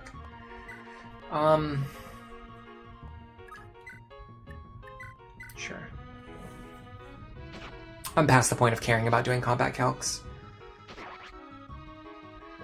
This game just needs a much better UI, but obviously it can't because it was made 30 years ago. You'd have to travel back in time to accomplish that. Alright. I'm also going to send her this way because she has the best mobility, so she can get over there fast. Okay, with that in mind, I think all of my other scrub squad units down here might be able to accomplish something. Who knows? Maybe they can, maybe they can't. Is this Sans? I wonder if I can use this Sans tiles to my advantage too. And then maybe we can get Arthur to do something. Does he have... If he had Vantage, that would be much better. Just having Wrath without Vantage is not that useful. Alright, let me think about this group. What do I want them to be doing? I should probably figure out how to recruit Teeny before I start doing anything. Unfortunately, there's just no... No, I just won't do it. I'm sure you could play this game blind, but it is not for me. It is not for me. the penalty of needing to spend like 2 hours restarting if you fail to recruit Teeny is just not worth it to me. I'm just gonna look stuff up so that I don't get into situations where I lose 2 hours of progress.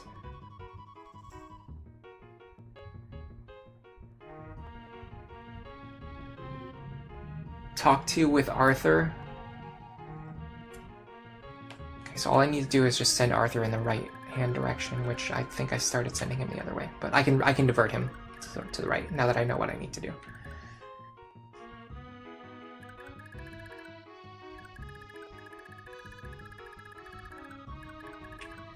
These enemies won't attack villages, I'm pretty sure, but I don't know if they capture. Oh, never mind. I don't actually control Leonster. So my only concern is that these enemies won't attack villages, so I actually don't need to worry about them. I can start going to the right. Or, sorry, to the left. To reunite with the rest of my group. Yeah, I'm pretty sure there's nothing stopping me from doing this. So I'm not in as much of a rush as I thought I was. Because the villages aren't... I would only be in a rush if the villages were threatened, but since they're not, I can just divert all of my characters to the left. I probably could have started doing this sooner, but I didn't know that I could because I didn't know what was coming out of any of these castles. It's just another one of the many downsides of trying to play this game blind. Tricky Burrito, you think math does exist? Yeah, sometimes these games make me question whether or not that's true. Okay, I can definitely see this left-hand side can just be like an Ares training arc. So I don't think he's going to need that much support. And I do want to train him because he seems like a strong character. And then suddenly the AI just starts behaving like a carnival. And here we are again. Okay.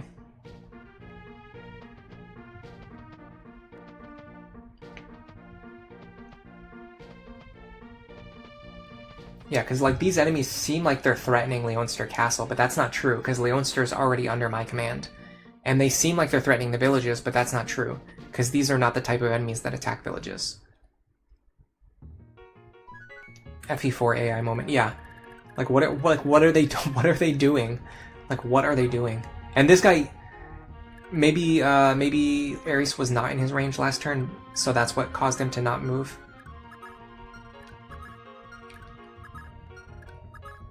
Okay, I definitely cannot take 4 encounters.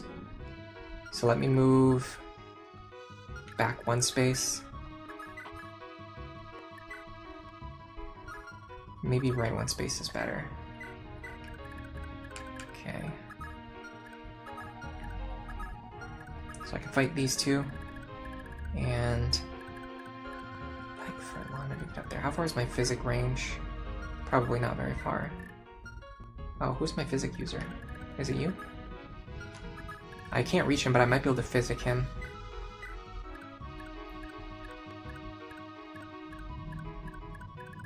Answer seems to be no. Okay.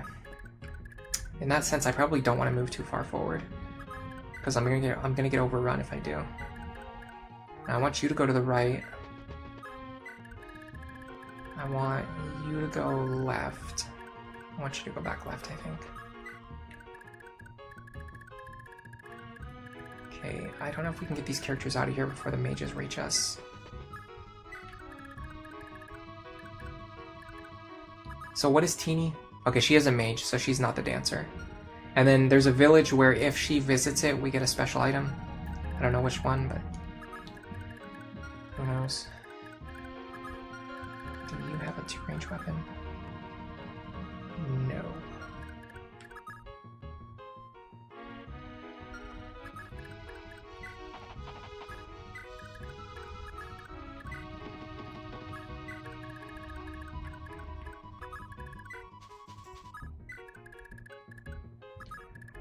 Very good though, because I'm starting to unite a bunch of my characters now in the same spot.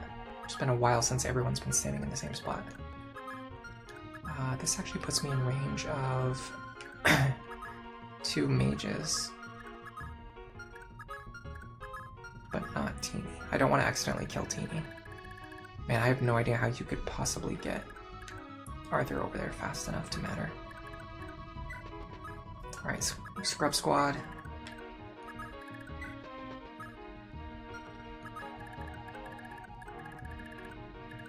If Seliph stands here, I can have Ares talk to him next turn.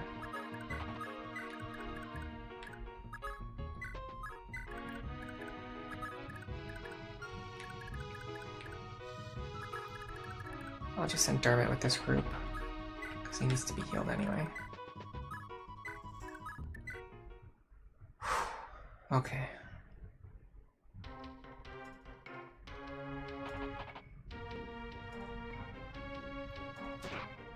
Yeah, I'm getting Ares a lot of experience, so I'm happy about that.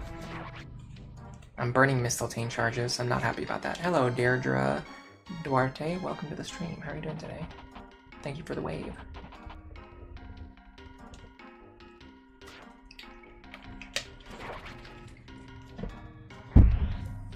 Maybe next week will be good for a No Frederick challenge. Because I'm probably not going to have anything else that I need to do next. I mean, I don't want to make any promises, but I think I'm going to be pretty free next Saturday. So I could potentially plan for like an 8-hour stream. I got your name right. Thank you.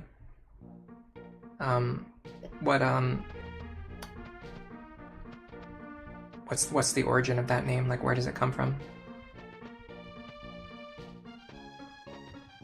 What part of the world or what language? Okay, I don't know if I'll kill these guys, but I'll definitely injure them.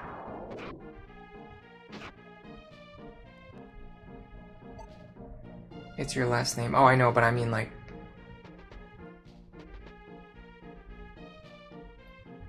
Like what language or what nationality is it? What country? Spanish? Okay, that makes sense. Yeah, my Spanish is not completely terrible. I wouldn't say it's good. Or even, like, passable, but it's not completely terrible. Actually, it was praised by my Spanish teacher. They said my pronunciation was good.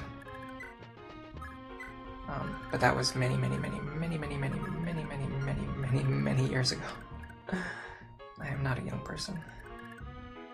These maps are huge, says Bronze Fiction. Bronze Vixen, yeah, for sure. Man, my Spanish pronunciation is better than my English pronunciation today. Your grandfather is from Argentina? Cool. That's also why I've been saying Jibarro. I felt like rolling my R's today.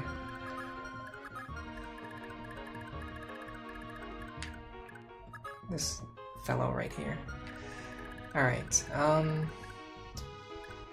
should be able to kill this guy and then run away, but if I do that, I won't be able to talk to Seliph. So let me focus on talking to Seliph and then ending my turn within range of this enemy. So I just move one. I'll just talk to Seliph and then move down one tile. What do we get for this? Seliph, at long last, it's you. And who might you be? They call me the Black Knight, Ares. Perhaps you would recognize me better, however, as the son of Eldegon. Huh? It cannot be. You don't mean the legendary Lord Eldegon of Nordion, do you? The very same. I am the son of Eldegon the Lionheart, the man whom your father killed in coldest blood.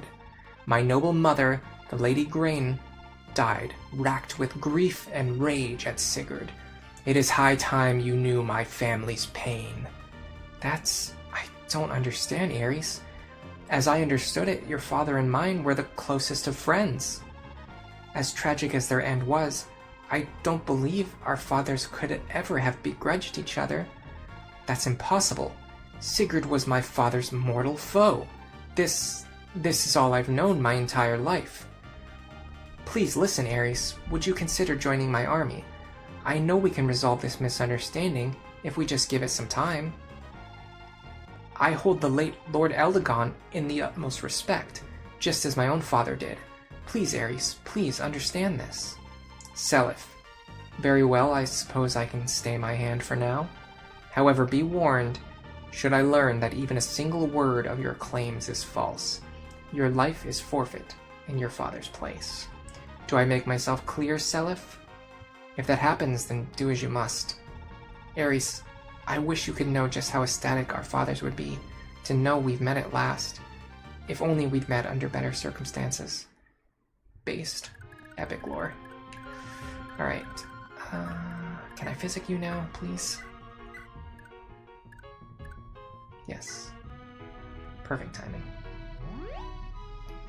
And I might be able to set up an enemy phase against the enemy Bow Knight as well. My thrilled R is very good too. Thank you. You wonder if they made them this large to avoid adding extra chapters. I honestly have no idea why they did it. It's a baffling decision, truly. Alright, it doesn't look like there's any tile I can reach that is only within range of the Bow Knight, unfortunately. I might be able to set up some kind of Bow Knight sweep on the subsequent turns, but it doesn't seem like it'll be the case this turn. So we'll hold off for now.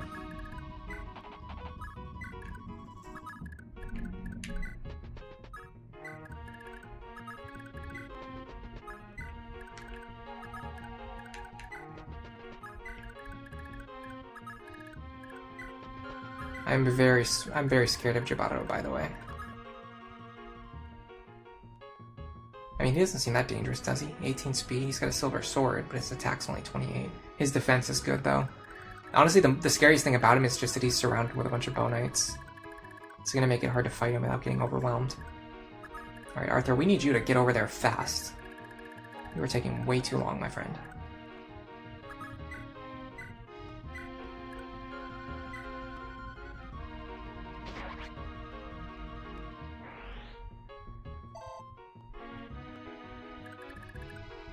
I genuinely have no idea what the range on this goober is. Perfect. That was based on an eyeball estimate. Okay, we're gonna mend you. Is that another Owain reference? Yeah. They traveled back in time 30 years and they made a reference to Owain. Or maybe Owain is a reference to this guy.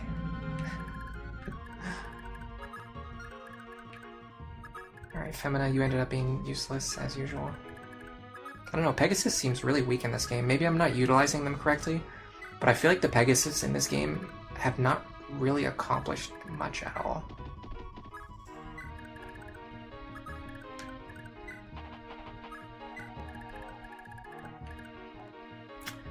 Dermot, you're gonna have to go back this way.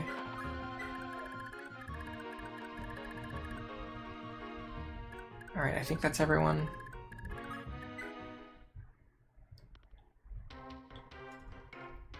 I think one of the advantages of having these really big maps, which I will mention since I guess the subject has come up, is that when you play encounters, you really have like a choice of where and how you want to fight them. Like, how do you want to engage the enemies? How do you want to start the encounters? Where do you want to fight? Like, as an example, like, I'm fighting right here. So, let me, please, okay, hold on. Okay. So, like, for example, I'm grouping my characters in between these cliffs here and choosing to fight in this position. But if, like, I can only do that because this is Fire Emblem 4 and because the maps are so huge. I could fight over here if I wanted to. I could fight over here if I wanted to.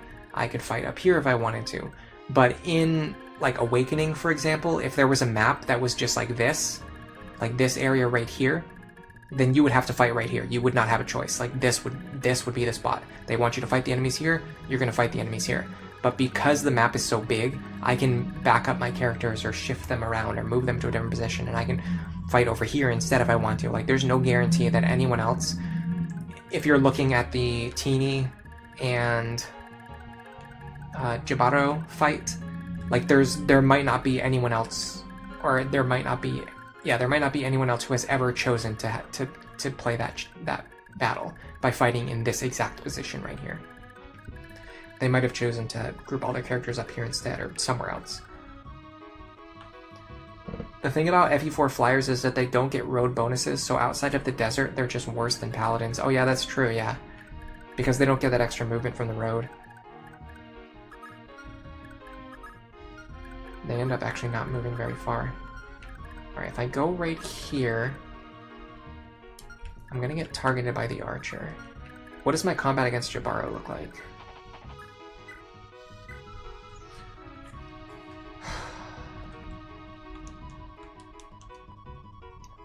I can two-shot him.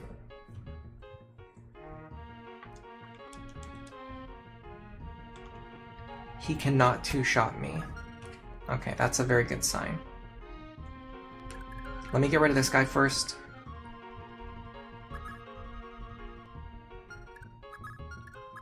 Problem is, when I do that, the archer is going to target me. But I think I can deal with that.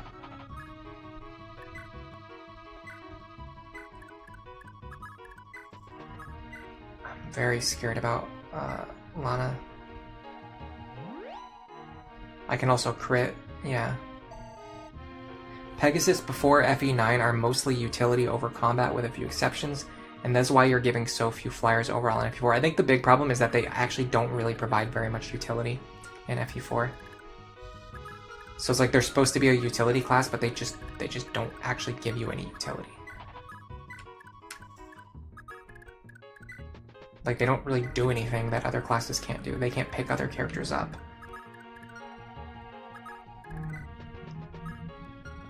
Essentially, the only utility they have is flying over to villages before bandits get there that happen to be like on the other side of water or some other impassable terrain that no other character could reach. But other than that, they just don't really provide any value, any unique value. Alright, I want to sweep as many of these guys this turn as I can without fighting Teeny. Unfortunately, that looks like the number I can fight is like 1, maybe 2. No, I can fight all 3 if I do it correctly, but I need to make sure I can survive 3 attacks, which I might not be able to. 24. I will take 45 damage at most, which is actually exactly lethal on me, so I cannot afford to do that. Which is quite unfortunate, but it means like I have to do this.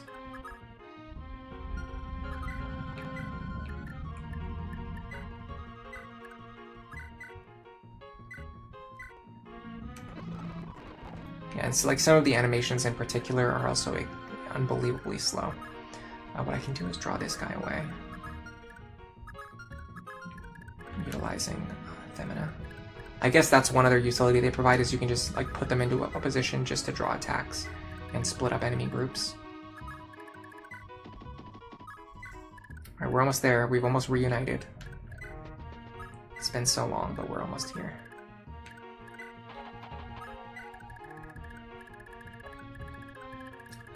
Okay. Yeah, they could have made this system work a lot better by having units move quicker, by not having the animations take so long, by having a better combat UI so that you're not spending additional time figuring out like how much exact damage things are going to do. Because if you have to spend 5 or 10 minutes just figuring out damage ranges, it just makes the slow gameplay even slower. I think Ares is good. These archers are becoming a little bit of a problem, but nothing that I can't handle.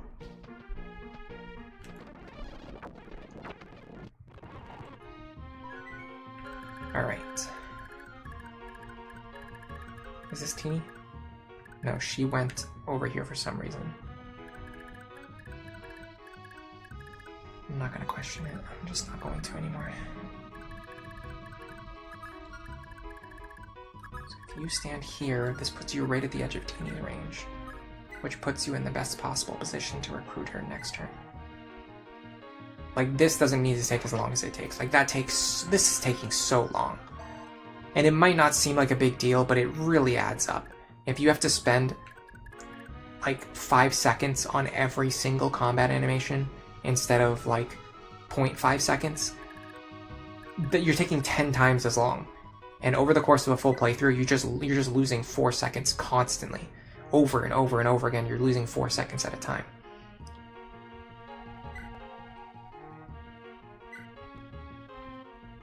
And it's like every single minute, you're like losing another additional minute or an additional 2 minutes of your time.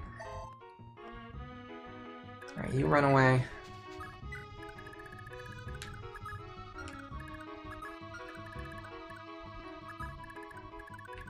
Everyone else, get over here. We're going to use this choke point from now on. This is going to be the point that we're going to be fighting on. We're going to use these cliffs. Leaf. What does Leaf do, by the way? He's a prince. He has Adept and Critical. I mean, neither of those skills are extremely compelling to me.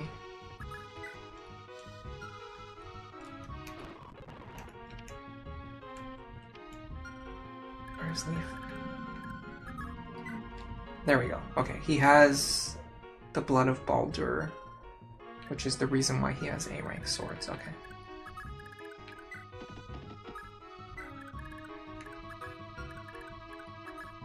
I actually didn't do this intentionally, but this sets up a situation where Arthur can fight this mage.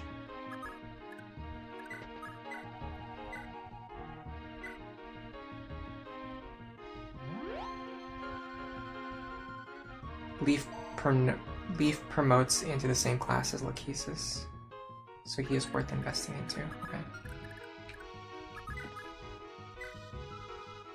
You think everything that I'm talking about is partially a consequence of FE4 being Horse Emblem? I mean, the thing is, just fix the animation speeds. Like, that would fix so many of the problems with this game. Fix the combat UI. That would fix so many of the problems with this game. If I do a hack for this game, the two main things I would do is fix the animation speeds and fix the combat forecast.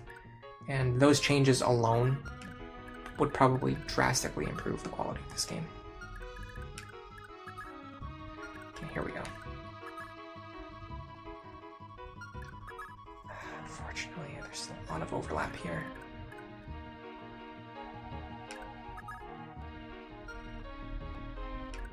I could run up and kill him, but if I do that, I'm deep in enemy territory, surrounded by archers. Or I could kill this archer and then back off.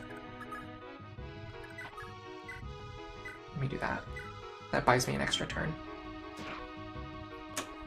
And depending on how things shake out, I might still end up fighting one additional enemy this turn. But I don't think I can because all three of those ranges seem to overlap when I checked. I'll go here and then see. Yeah.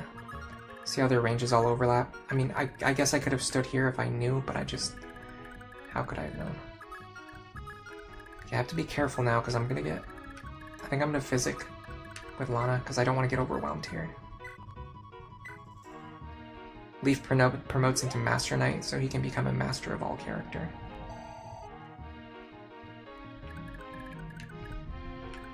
Is that a pun? Or is that just what he actually does? Sometimes I can't tell the difference. Dermot, Nana, Leaf, Salif. Okay. Oh, Leaf and Salif are actually close to each other now.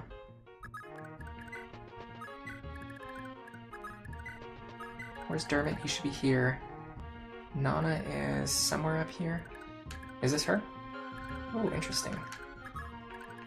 Time for some lore. Excuse me, you wouldn't happen to be Nana, would you? I am, and you are? Perfect, I finally found you. I'm your brother, Dermot. Huh? What are you talking about? I didn't know until just now either. King Lewin told me everything. In the war 17 years ago, I was with the kids who fled to Isak. But you were born after our mother, Lachesis, went to Leonster instead. You're my brother? Then where's Mother now? Where's Mother? What exactly are you getting at here, Nana? I haven't seen her in so long. When I was around 3 years old, she left us and traveled alone to Isak to try and find you. She never came back. I've waited to see her again for years. She did, but I never saw her. You didn't? Then where is she? The Yid Desert, it's a treacherous place. Very few lone travelers survive it. No. Oh, Mother. Luck. Oh, that's it? That's underwhelming. It is called Master of All. Or it's called Master Knight.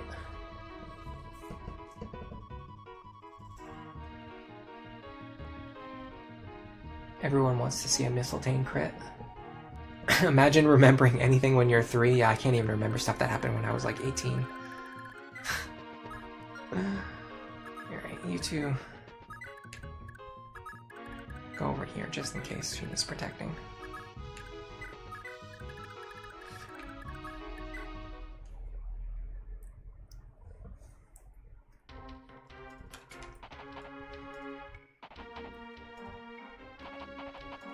Okay, we're probably going to have another overlapping range puzzle to solve. But the good thing is I can potentially dash forward, kill, and then dash back to safety. Man, I was not kidding earlier. Well, I mean, I was kidding earlier, but it turns out I actually was right about giving all of the experience from this encounter to Ares. Okay, for some reason, I guess she really doesn't want to be recruited. She just wants to stand exactly at the far edge of my range to where I cannot engage with her safely. That's what she would prefer to do. Which is nice. That's fun. That's like a good way to handle things. I got HP +2, by the way. That's cool. Okay, there she goes, finally. But now if I move up there, I'm gonna get killed. Yeah, if I move up here, I'm gonna die. So... well, I mean, only one thing targets me. In this square, so if I can survive his attack, I'll be fine.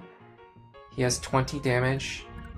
I have enough HP. I'm also ready to promote. Excuse me, but that pendant of yours... Huh? It's a memento of my mother. Really? Then you're Teeny. Oh, I finally found you.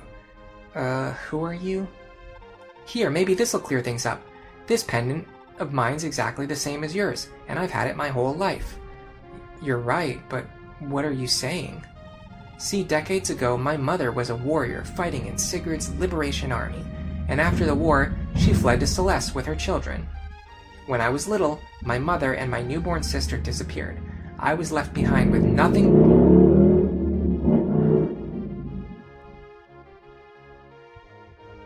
Immersion-breaking motorcycles. When I was little, my mother and my newborn sister disappeared. I was left behind with nothing but this pendant. I only recently learned what really happened.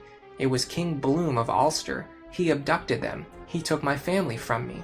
The rumors I've heard all said Mother had died a while ago, but they also said my sister is still alive. That's you, Teeny. I finally found you after all these years. I came all this way just to see you again. I never even knew Bloom did that to Mother. It makes sense, though.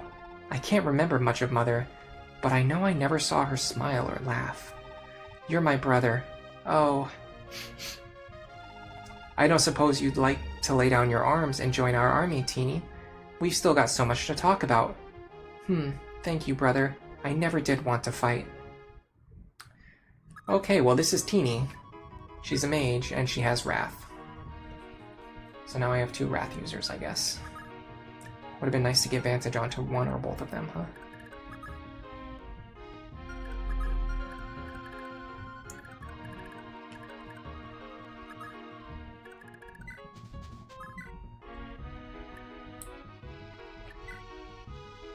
I'm gonna Brave Sword here. Beautifully done. It's a little underwhelming that they just use the same exact plot point twice in a row, where so-and-so is out here looking for their lost sister. Like, we quite literally just did that. That was the exact scene that we just viewed, and we just watched it twice in a row, just with 2 different pairs of siblings. But it is what it is. Alright, let me start getting these characters out of here now.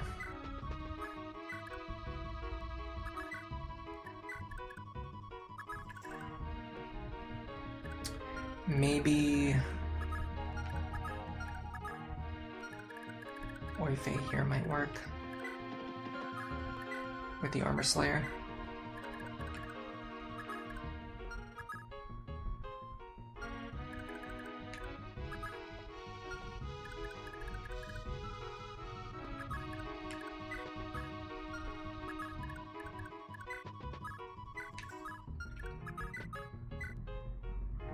Motorcycles in my Fire Emblem? Yeah, I got an HP +2 level up. I saw that too. I was gonna say something and then it just... Like, I literally had in my head, like, oh, I should mention that, and then I just didn't. Lord Seliph, what an honor it is to meet you at last. I'm Leif, the son of King Quan of Leonster. The honor is all mine, Prince Leif. I'm glad to see you've made it thus far unharmed. My parents both died in the Battle of Valhalla's Prelude. They were felled by a Thracian ambush. My homeland, Leonster, soon found itself in the clutches of an imperial occupation, and fell under the reign of its Duke Bloom. If not for my knight, Finn, I wouldn't be here today. He raised me in hiding in nearby villages, and we awaited the day Leonster would rise again. We thought that day had finally come, but then... We both took to the battlefield around the same time, did we not? By now, practically all of Jugdral knows of King Bloom's brutality. I sorely wish my army had made it here sooner, and could have properly aided you. You have my deepest apologies, Prince Leif. No, Lord Seliph, I'm the one who should be apologizing. Our failure was squarely my fault. However, this isn't over. I am the son of Quan, a man worthy of being dubbed a Knight of Nova. I refuse to put to shame his legacy, and so I'll live on. I'll fight on, no matter the cost. To that end, Lord Seliph, my comrades and I would like to join your army. I may not have much of an army left, but what I do have is yours. May we serve you well in restoring honor to Grandvale. Thank you, Prince Leif. Often have I heard it said that our fathers were inseparable friends, bound together to the bitter end in both life and death. Not to mention your mother, Queen Ethelyn, is also my aunt. Both of your parents gave their lives to support my father's cause. Prince Leif, you have my deepest, most heartfelt apologies for their sacrifice. Thank you, but that isn't necessary. I am proud of my parents' sacrifice, and I have the utmost respect for Lord Sigurd.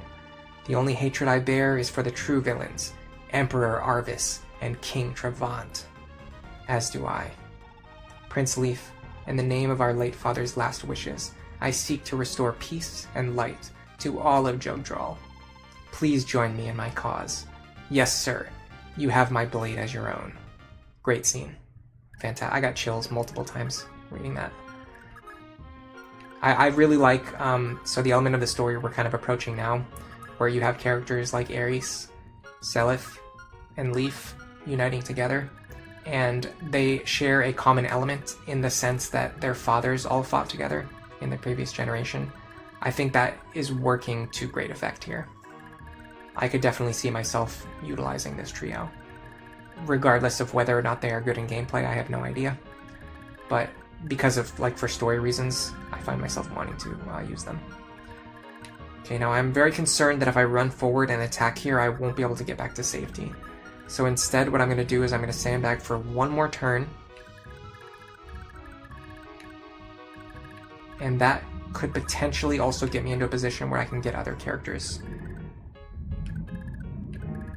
ready to assist, if it comes to it. Like, for example, Finn with his Horse Slayer could be good for this. Alright, so we want to be standing... The triple overlap on these guys is crazy. Every single time they've moved, they perfectly move to give themselves triple overlap. Alright, so we want to be standing right here.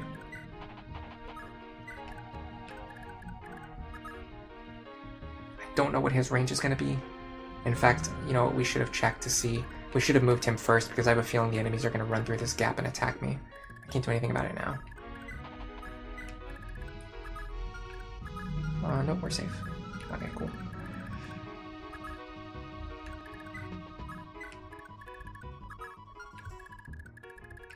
And then we'll send Finn back over here to assist this team. I hate having to constantly check which ranges are safe, by the way. It's such a quality of life downgrade.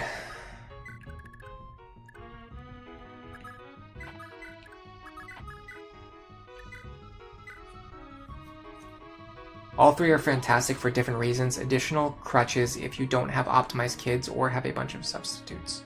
Cool, good to know. Tearfing can be missed. One thing, try to train up one of your flyers. You get a bailout flyer later because Tearfing is missable. Okay, I see what you're saying. By the way, welcome to the stream, Noah. Yes.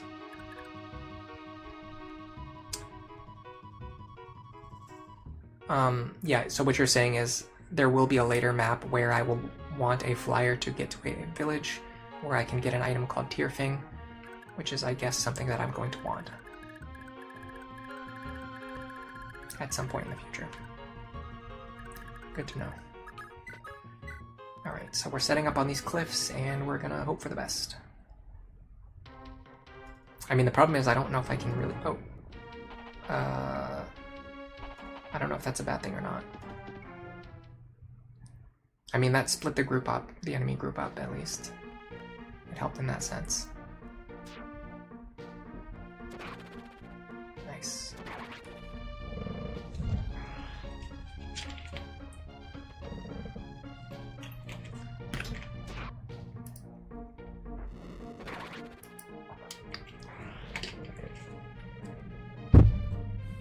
The poll actually got 66 votes. That means we're actually getting a decent number of views today, more than I expected. Looking at the number of views I have on the stream right now, it's already as high as I typically get from like archived views. So whenever this stream gets archived, I'll probably get some additional views on top of that, which is good to see. Because I did mention this earlier, but it's kind of funny how, like, for example, you know, like 400 people voted for me to play this game, but I doubt 400 people are actually going to watch this stream. So you always have to be thoughtful about stuff like that when you're planning streams out. Okay, well, let's see. How do I want to handle this? I think I want to kill the boss, and then I can pick apart the archers as needed. So as we calced before, 46 minus 14 is 32. 32 times 2 is 64. I should be able to one-round him. The only question is, will I actually trigger pursuit? That's a good question. I have 10 speed. He has 15. I actually won't double him. I'm glad I checked that. So what I should do instead is kill this guy.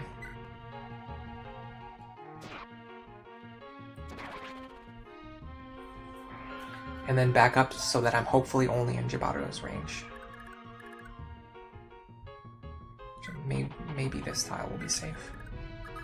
No, it's going to be in the archer's range no matter what I do. Okay. But I can take an attack from both of those enemies, so it's not a huge deal. And because of the way things have shaken out, I might even be able to bait the archers into attacking over the cliffside. If I can put a more fragile character within their range. The first thing I would do is get Lana out of here.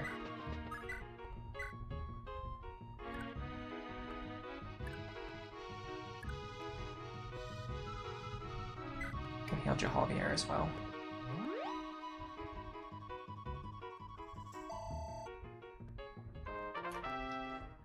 Engage did really good with Fire Emblem 4 and Fire Emblem 5 representation.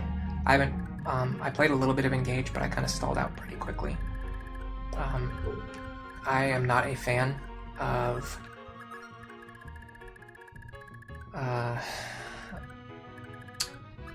like, what is it called? What was it called in Three Houses? It wasn't called Sanctuary. It was, I know it's the Academy, but it was called something else. Either way, I'm not a fan of running around the academy, and for some reason, I guess Engage felt like they needed to continue that gameplay mechanic, and it's just not fun for me at all. I don't like running around the Somnio. It's extremely unfun for me, so it's very difficult for me to continue playing the game. If Engage was the exact same game, and the only difference is that when you finished a chapter, it immediately went to cutscenes that lead to the next chapter, I would probably have beaten it by now.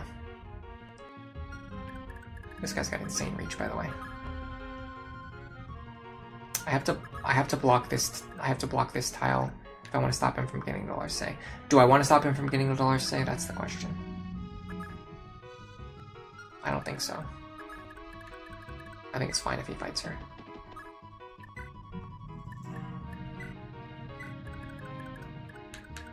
I do need to get Dermot and everyone else out of here though, so they don't get killed in a stupid way next turn.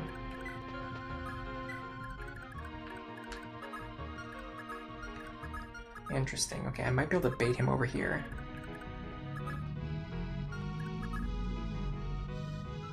How do you train this guy? He can't fight anything.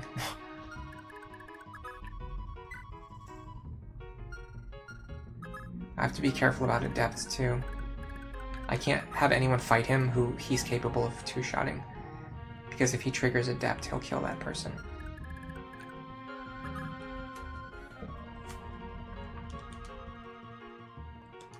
Like, for example, he would kill Leaf.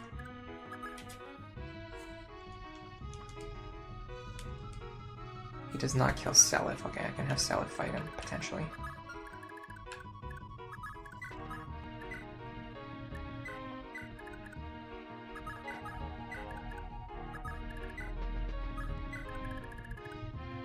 And then, like, for Femina as well, like, how do you train her when she's so weak? And the enemies always come in giant groups that you need to sweep. I don't know.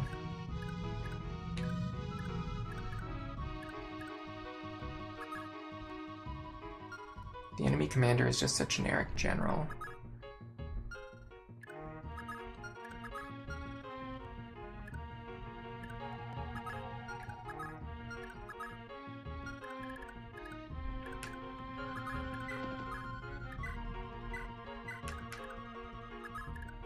Okay, we have Wrath set up now.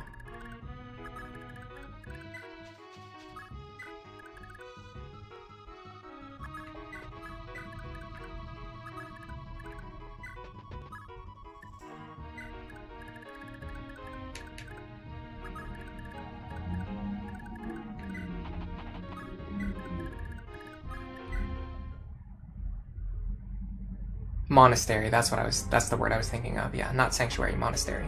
Thank you. You can chip with Lightbrand because it's a 1/2 range magic weapon. That's true, yeah. You can also arena grind. Unfortunately, I didn't have the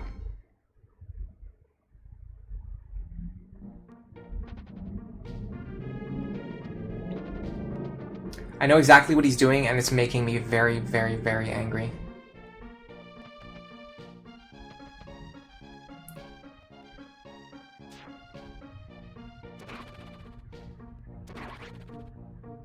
This was the thing that I spent like 40% of the last stream complaining about her. I don't know if it was the last stream or the stream before that. He's running away. He's going to go back to the castle, and he's going to summon all of the reinforcements that I just killed.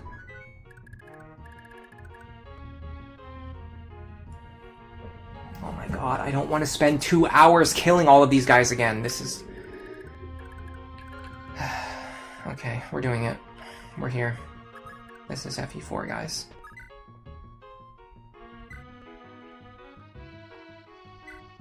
I just don't understand. Like, I don't understand who came up with that idea and why they would ever think that it was a good idea. Like, my god. This is horrid. And I have to crawl all the way back across the map to do it.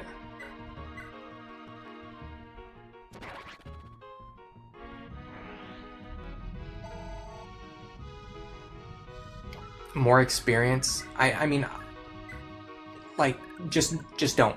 Like, don't. Like, you don't have to. You don't have to. You could just have the amount of experience that the player needs already on the map, and just do it that way, rather than have the bosses run away and generate infinite reinforcements so that you have to spend even more time on these already slow maps. It would just be so much easier.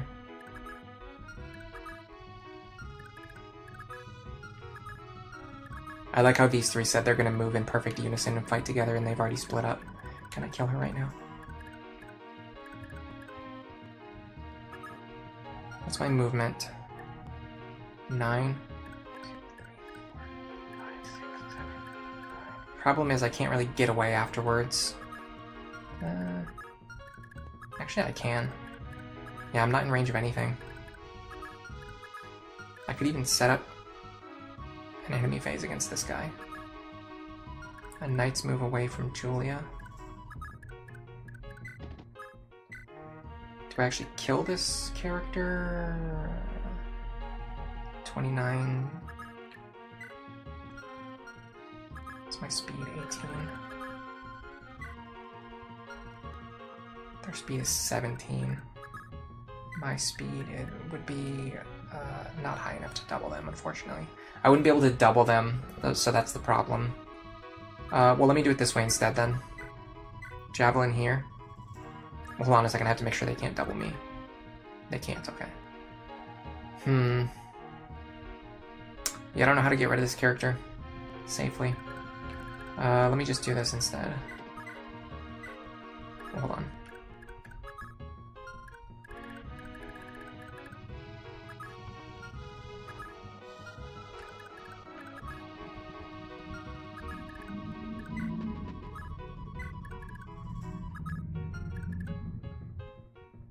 You guys like the bases on the 3DS games? Yeah, well, I mean, I wouldn't even say Awakening has a base, but like the activities in between battles in Awakening are like fine. The stuff in between battles in Fates is like fine, because if you want to just immediately go into the next chapter, you can. But with the way the monastery works and with the way like the Somniel works, like you can't really do that. Like you like the game. I mean, I'm not gonna say it's mandatory, but it would verge into like challenge run territory if you want to play without ever using any of the features offered in those facilities. And as a result, it just grinds gameplay to a halt in a way that's just extremely unfun for me personally.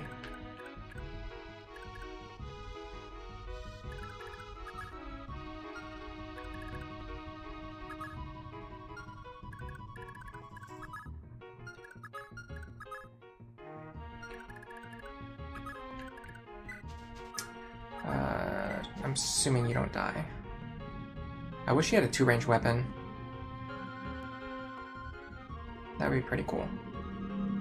No, you don't die, okay. Stand here. I want you to draw this mage away. That also gives me information on these characters. Okay, these two overlap, so I can't fight them. But what I could do is fight him and then set up for him.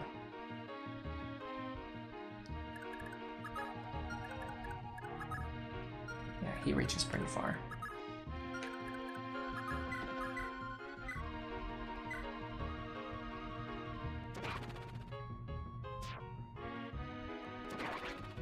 Oh, you actually like the bases in Engage in 3 Houses? Yeah, I mean, everyone has their own opinion. I'm not saying it's wrong for you to think that way, I'm just saying for me personally, it's extremely unfun. And I'll leave it at that. There's no reason to keep harping on it. There's no reason for me to keep harping on it. Okay, now I want Leaf to go up here with the light brand equipped so that he can get some combat.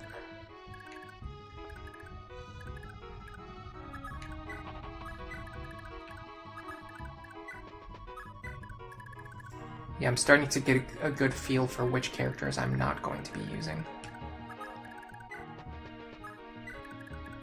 It's basically all these footlocked buffoons.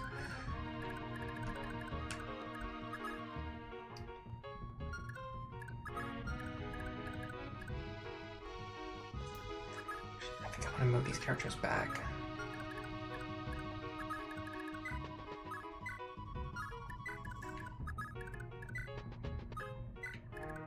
Because I can use these clips to my advantage.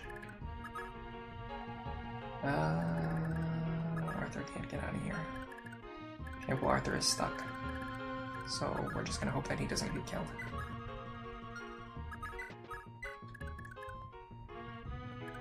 I can move Finn forward for sure. Gotta be careful about that enemy's range.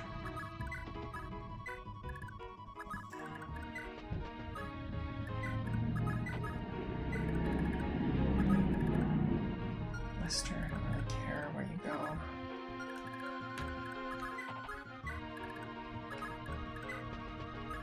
I keep forgetting that Shannon is actually a Swordmaster because his sprite is almost exactly the same as the other generic Myrmidons. It's like barely different. So I keep thinking that he's another Myrmidon. And I have like 7 of them in my army right now.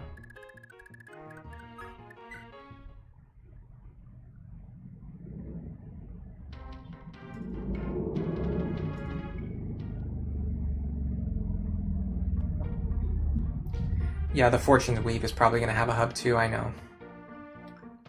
I'm not super hyped about the game, and that's one of the reasons why. One of the big reasons why.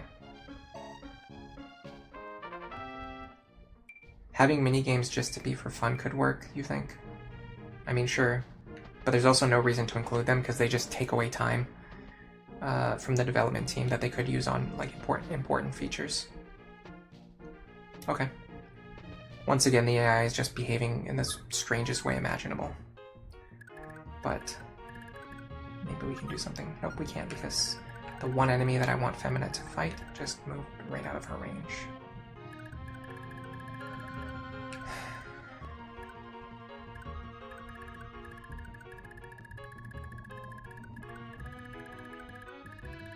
What is he doing?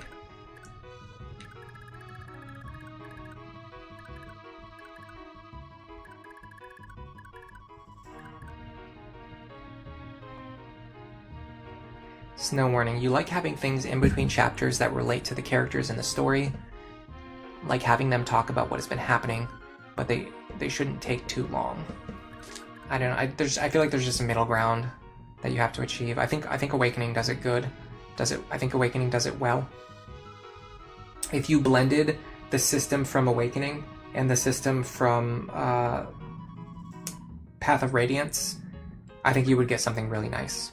Where you can just have characters, like, you could just give the player the ability to wander around the map, if they want to access different shops and things. But, like, in a very quick, like, menu-based sense, not like I need to walk 10 minutes to get to the shop.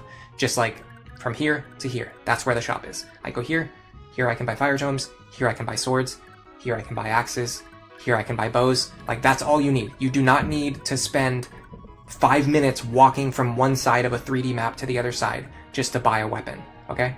That's number 1. Number 2, you can just trigger support conversations whenever you want in between battles.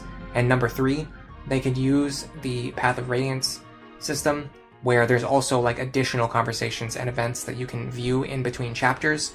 But again, just trigger them from a menu. Like if I could just do this, if I could go into the unit menu and look at my talk commands, and if I could just like click on Teeny and just trigger the conversation with Seliph, that would be so much better than having to have Teeny walk across the map to find Seliph, or to have to walk around a giant monastery in order to find Seliph so I can talk to him so that I can see a conversation. Like, you just don't, it doesn't add anything to the game. It just wastes the player's time, which is the thing that I hate the most as a player. I hate when games waste my time.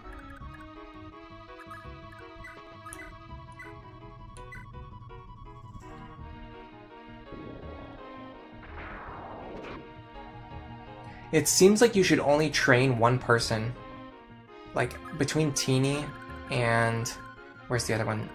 Between Teeny and Arthur, it seems like you should only train one of them, because they do the same exact thing. So why would you train 2 characters to do the same exact thing? Especially when Arthur himself is already struggling. So yeah, maybe I shouldn't be bothering to give experience to Teeny. Alright, I think Leaf can kill this guy now.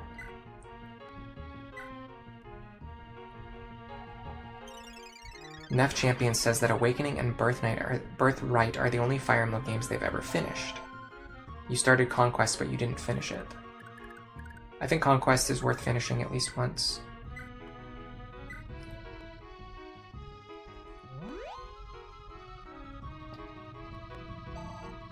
Alright, because the enemies did a bunch of weird repositioning stuff,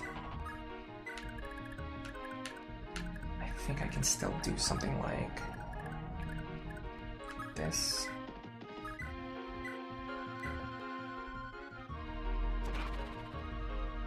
And then I just need to have Finn or someone else run in and kill the mage.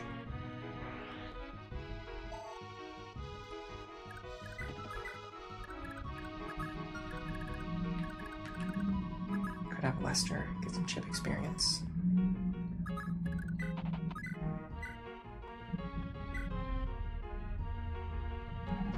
You think Neff might like Fire Emblem 8? Yeah, Fire Emblem 8 is pretty good. If you like Awakening, I think you should at least give FE8 a try. Because you can definitely see where Awakening drew some of its inspirations from FE8, which is really cool to see. Although, in a sense, a lot of those inspirations actually originally come from Gaiden. So it's more accurate to say that Gaiden had a pretty big influence on both FE8 and on Awakening. Which is maybe something that's true. Alright, is the issue that they're not dealing any damage, maybe? 30? I mean, no, there's no way. Yeah, my resistance is not that high. So they're just choosing not to attack me for seemingly no reason whatsoever. What I can do is I can draw the armor swords away. Ephemera.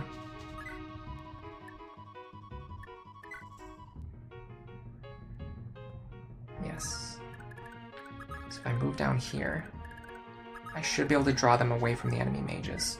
And then if everyone follows her, then she can just fly away. And if only the knights follow her, then we have successfully split up the enemies, which is also a good thing.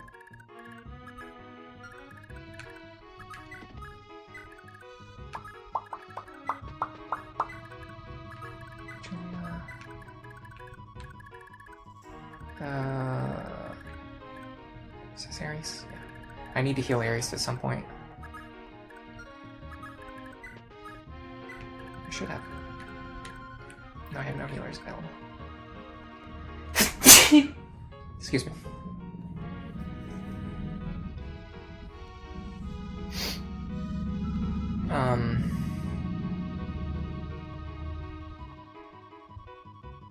Teeny is not even good, even with the best parent. Good to know, I guess. Finish Conquest for Perry, not bias, I promise. There's something about Perry. I don't think I ever want to say it to anyone because I don't want to say it ruins the character for me, but it makes it very hard. It absolutely changes the way that I view the character, and it's not for any reason that is like tied to the game. It's like for completely external reasons. And I feel like it's one of those things where like once you know it, you can never like unknow it. And so if I ever tell it to other people, then I'm just cursing them to the same fate. Because then they have to know the same thing that I know, which I wish I didn't know. No Dot, you've seen the concept art of Perry, but you wonder why they decided to change her design so much. I've never seen it. Let me see. Perry. Fire Emblem concept art. Bronze Vixen wants to know. If 3 people say that they want to know, I'll say it. I'm looking up her concept art right now. It looks like her hair was a lot more bushy. It used to be like stand up like bushy hair, and they changed it to be twin tails. Still bushy though, but it just used to be like way more bushy and taller, more volume.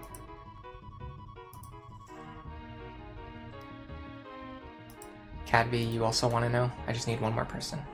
You used to hate Perry from the jump, but then that hate turned into amusement. I mean, I like her as a character. I know many people don't. I mean, the thing is, there's just not very many characters in the Fates games that I have a really strong attachment to at all. So it's one of those things where like any character who has like a slightly cool character design or like one interesting thing they can do, like that's enough to make me say that I like them. Whereas other people, like if you're more invested into Fates and you really like, you know, certain characters or certain for story reasons, especially like if you like certain characters or if you like, you know, certain things about the story, then it's much easier to also dislike characters who, you know, negatively impact your overall enjoyment. I'm just skimming through the chat to see if I missed any other messages earlier. I'm sure I missed a lot. Bookerbot, do you want to know as well? Alright, I'm going to say it. So, Ulysses Cavalier, welcome to the stream. Tell us the forbidden knowledge. Okay, so here's the problem, guys. A big part of at least a part of Awakening and Fates, with all of the shipping and pairing and having like an avatar character and being able to romance the characters in the game, obviously most of the characters are designed with some kind of like element where the player is supposed to be attracted to them. Or at least many of the characters, or a lot of the characters. You're supposed to feel some kind of... You're supposed to think they're cool or attractive in some way, right? Like Perry, on some level, is supposed to be like a waifu character, for at least some people. She has the same voice actor as Tommy Pickles from Rugrats. So, whenever I hear Perry talking in the game, the voice that she has is the voice of a 1-year-old baby, which is extremely unattractive to me. So it makes it very hard for me to like Perry as a waifu character, because she has the voice of a literal baby. And there's no way for me to unhear that now that I know it. And now all of you know that as well. Okay, well, we've successfully split up the knights from the mages, so that's good. We should be able to jump in and kill at least one, if not more, of these mages. I'm assuming you're talking about the same voice actor. I don't know who I don't know what the name is, so assuming you're talking about the same person, E.G. Daily, you're saying that they also do the voice of Buttercup from Powerpuff Girls? Bronze Vixen says Tommy Pickles is a freak. You have Conquest on Birthright, but you would have to borrow your brother's Conquest to play Revelations, because you never bothered to get the third route. Your plan was to get it after you finished Conquest. Yeah, they kind of screwed over a lot of people by not selling Revelations as a game that you could actually buy, and then eventually, not only like on top of the rarity of it, but then they also shut down the eShop, so now that you can't even get it that way. You think Libra has the same voice actor? I did not know that. Yeah, that's Perry's voice. Okay, so it's E.G. Daily. Yeah, I'm not like a big person who like keeps up on like voice actors, so I don't know like who is the voice actor for every single character in every single game. Or like even most times when I recognize a voice actor, or when I hear about a voice actor, I don't recognize them right away. But in this case, it's a very specific case. You can very much hear like the fact that she's using her Tommy Pickles voice, which it just makes it really obvious. Okay, this is either gonna do... I don't remember how crits work in FE4. I have to look this up every single time I play it. Critical hit formula. It's probably written down somewhere.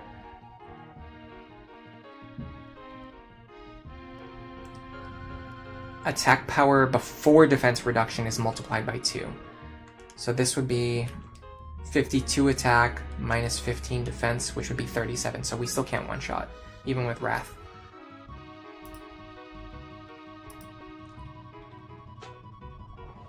Bronze Vixen, voice actors do a bunch of different roles, so it doesn't bother you, but it's still funny. I mean, yes, I understand like actors play different characters. I completely understand that. But still, if you're trying to romance a character and then they have a voice of like a voice that you very clearly recognize as like a 1-year-old baby, like you just can't. For me, I just can't be like, oh, I'm just gonna romance this character. Like it just immediately kills that like the romance vibe for the character for me. Like, there's no possible way for me to not hear that. Do they all have the same stats and skills, or is there any reason why they had to send 3 exact clones after me?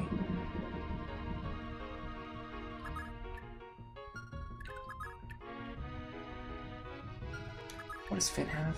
Pursuit and Miracle? Pursuit and Critical. I guess Critical would be better to trigger.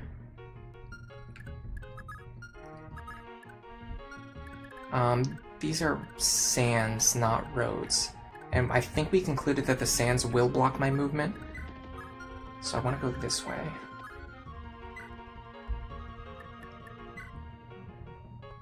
Can't kill this guy, but we can weaken them. And then hopefully run back to safety. Taste raging flames, brigand. Man, I would have loved to one-shot there. Oh my god. Oh, we do get the kill, okay. Ugh, I must retreat for now.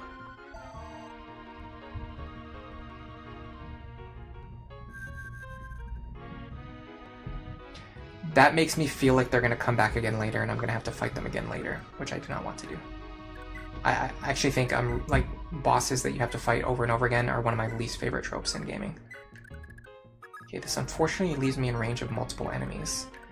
So what I'd like to do next is maybe see if Finn can kill this one. I mean, certainly with the Brave Lance.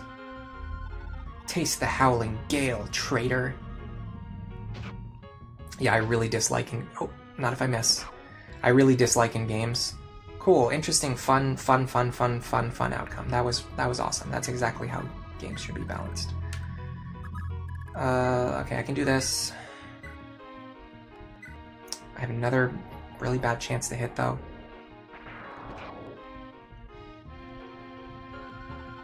I must retreat for now. Okay, this last one has...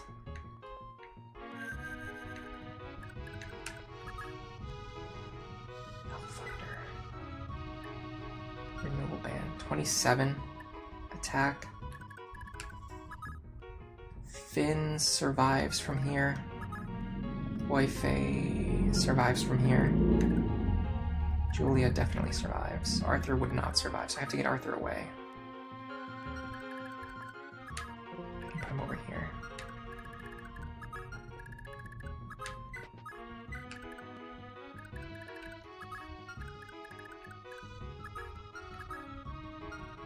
The problem is if the gameplay wasn't so slow and frustrating, I would have a much more enjoyable time, or I would at least do a better job of like keeping track of important information, like exact enemy damage and movement ranges and things like that.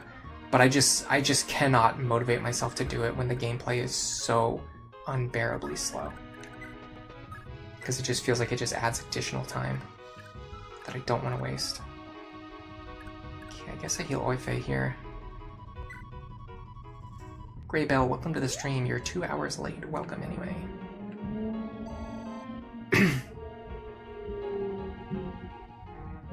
Takumi in FE Warriors has the same voice actor as Dean from the Venture Brothers, and it's literally the same voice. That's funny. Dude, I love Venture Brothers, by the way. I think I talked about it during the last stream. I mentioned it. It's one of my favorite shows of all time. Not even just favorite cartoon, just straight up favorite show of all time.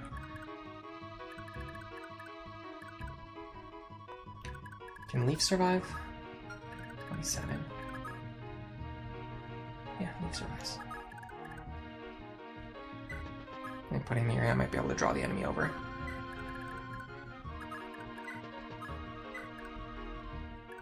Yeah, so I guess I'm just not going to use Teeny. Although if I'm not mistaken, there's like an item over here that she needs to get from one of these villages. I don't know which one. I looked it up earlier. I'd like to start training Ares. I don't know why I'm moving him away from combat. You don't remember this game. Is it from Super Nintendo? Yeah, this is Fire Emblem 4. Genealogy of the Holy War.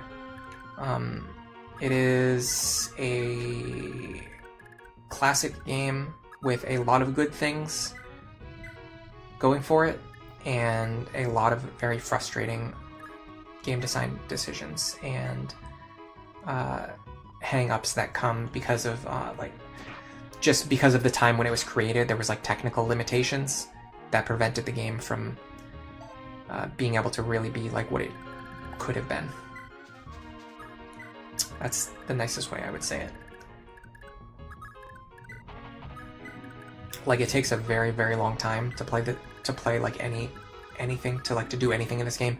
It just, everything just moves very slowly, which is what we're experiencing. Nef Champion, you don't mind fighting the same enemy a couple of times, but you do understand the frustration. Bronze Victions says if we could get the Echoes team to remake the older games. I mean, there's going to be an FE4 remake at some point in our lives. There's no doubt about that. Oh, interesting. They're actually going after Julia. Almost every single enemy up till now has been ignoring Julia, because they can't, especially magic attackers, because they can't deal any damage to her. But they're actually going after Julia instead of going after the enemies who they deal, or the characters they presumably deal way more damage to. I wonder if there's just some reason why they really hate Julia. I don't know. Bad level up. The technical limitation is to be expected when you're playing older games, but you don't know the numbered system for Fire Emblem games. Yeah, it can be hard to keep track of like which game is which if you're counting like 15 games. I mean, the thing is, like, I've been playing games my whole life. Like, I played Super Nintendo games growing up, and I've played older games than that. So just because a game is older, like, doesn't necessarily mean like it's bad. And I can play games that have like older, you know, features, like,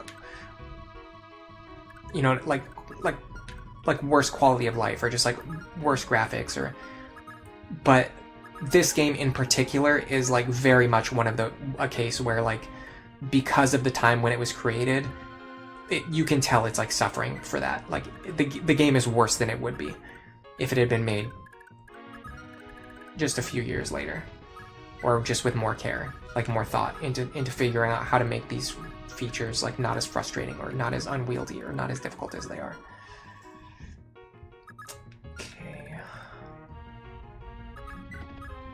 Boyface standing here with a slim lance. I don't think he'll kill these enemies, but he can chip them down so that I can give kills to the likes of Leaf and others. Finn needs a heal now too. I love that physics staff, by the way. The physics staff is really helpful in this game because of movement being so slow.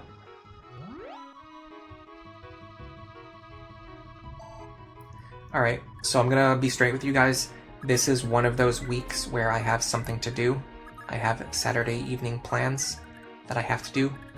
So at some point in time, I have to begin getting ready.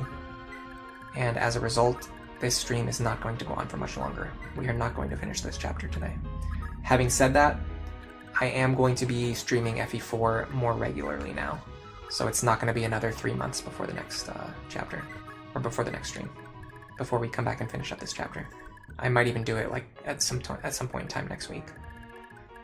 But probably after I finish fighting this group of enemies, I'm probably gonna wind this stream down. Maybe do a little bit of chat interaction, and then get ready because I have other stuff that I must do.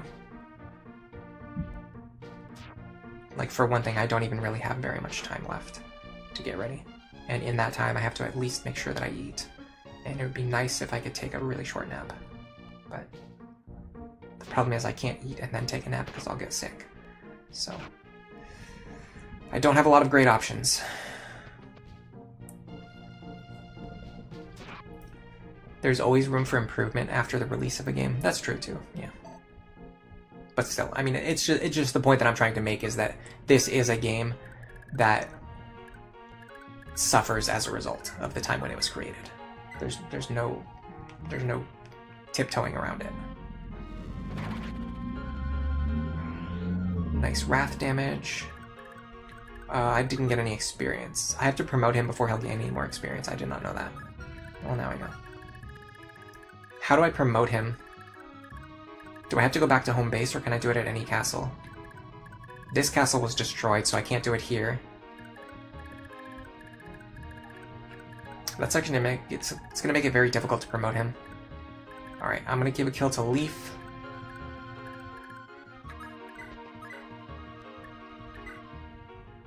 I can actually do it with the Iron Sword.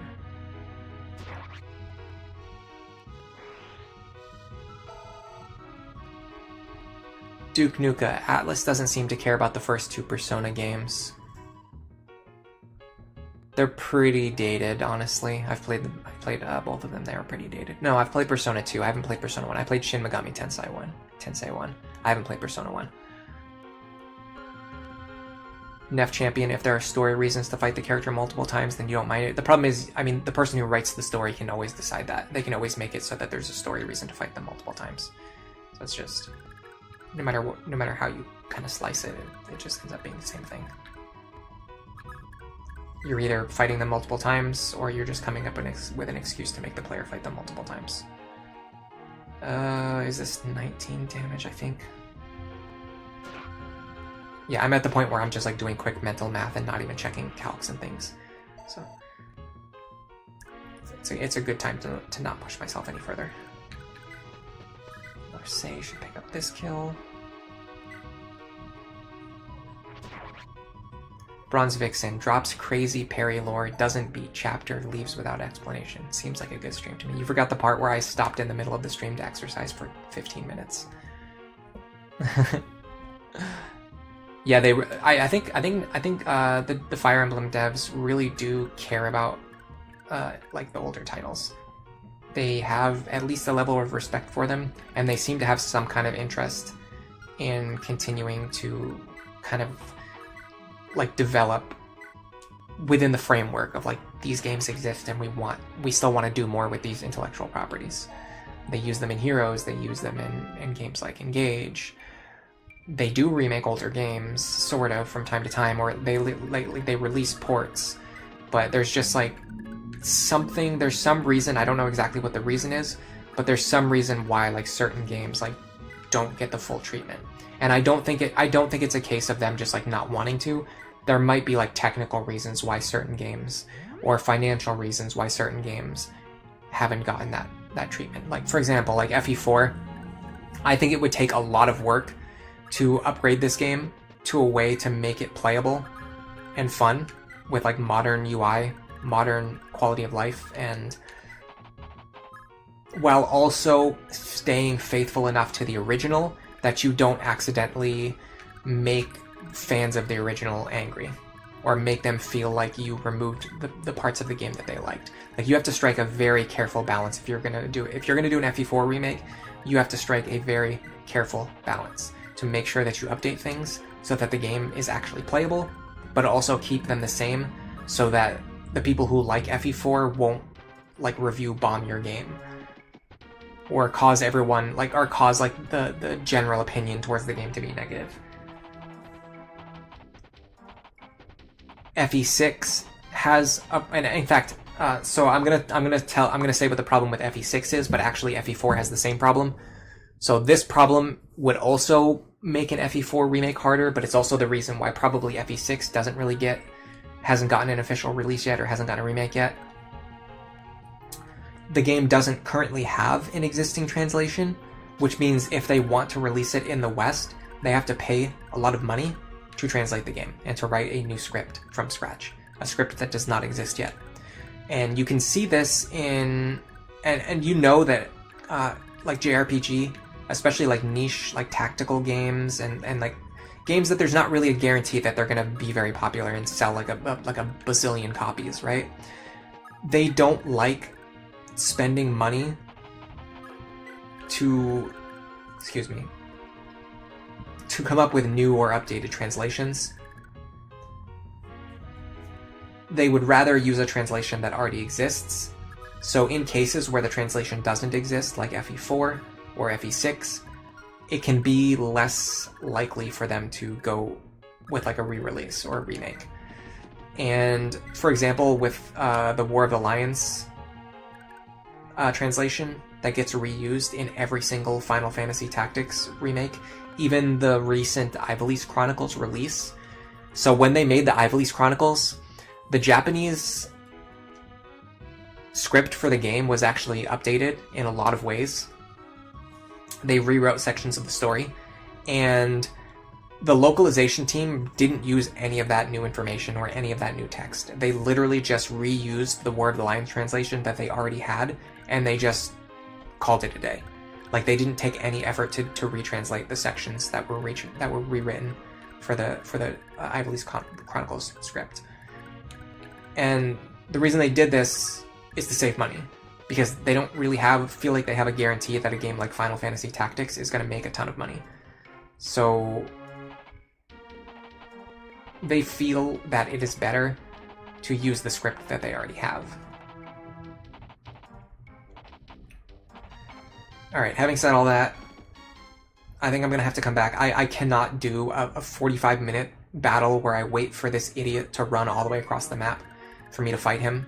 I just... who could do that? Like, who could do that? I don't know. I'm gonna have to take a break and come back to this later on another day. Yeah, it's a popularity thing. Did we do any Gen 2 pairings yet? I don't think so. But I don't know how they work, so I have no idea. Yeah, we're in Chapter 7 right now. But Lavzy, you got here at the worst possible time because I am basically getting ready to wind down the stream. There's a couple things I want to examine before I do that. But I just spent a lot of time rambling about something that probably nobody cares about anyway, so... Well, I mean, people do care about the FE4 remake, but I don't think anyone cares about specifically my opinion as to why it hasn't been made yet. Maybe they do.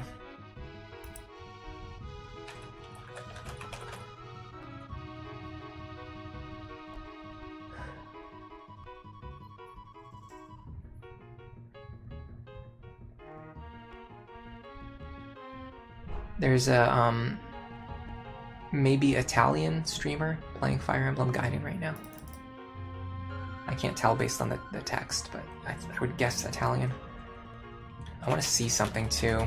So one thing I noticed, so typically when I'm looking for redirects, I want to, like one of the people that I would redirect to if I knew they were streaming would be Danny. But one thing I noticed with her stream titles is that she never writes the name of the game that she's playing in the stream title. So it's like if you go to like if you're looking for redirects and you search for Fire Emblem, like you just wouldn't find her streams because they're all titled like weird stuff. I can try to find one. Gray Bell, thank you for the super chat. Thanks for the quick and concise answers as always. Oh, that's a interesting. That's an interesting way to phrase it because I feel like my answers are never concise. I feel like I always ramble. Let me go. I'll show you guys. I'm gonna look up one of their recent streams and show you what I'm talking about because I saw it the other day and I was like, how would anyone ever know like what you're streaming right now? And I don't 100%. I'm not even condemning it. I'm not saying like it's a good thing or a bad thing. It's something interesting that I noticed, which is probably why I've never redirected to one of Danny's streams because whenever I search for Fire Emblem, their streams never come up. So like I wouldn't know that they were streaming. Like they might even be streaming right now. I can find out right now.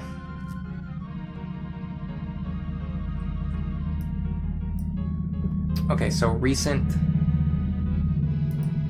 I don't know why it takes so many clicks to get to where I'm going.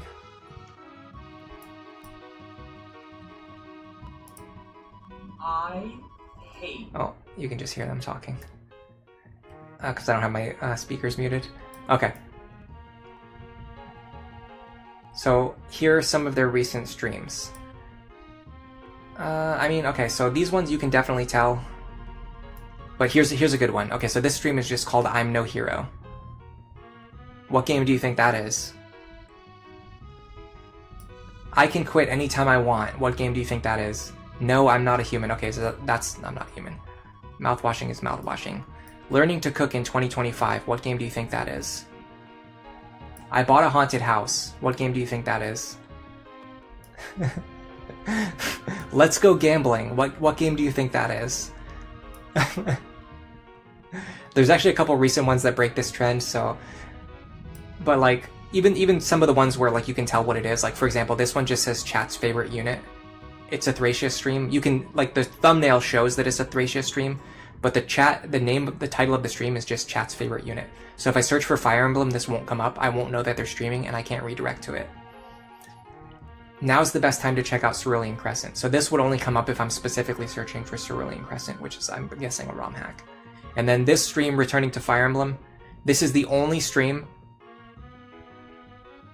in the last 2 weeks that has the word Fire Emblem in it. This one that says Returning to Fire Emblem. Which, this doesn't even look like regular Fire Emblem, it looks like some kind of ROM hack. This looks like Fire Emblem Chess or something. And then the other ones that have Fire Emblem in the title are actually Final Fantasy Tactics streams. And those are from 2 weeks ago. Chill Fishing stream. Gone Fishing. Scarlet got a spin-off game. Raphael is our lord now.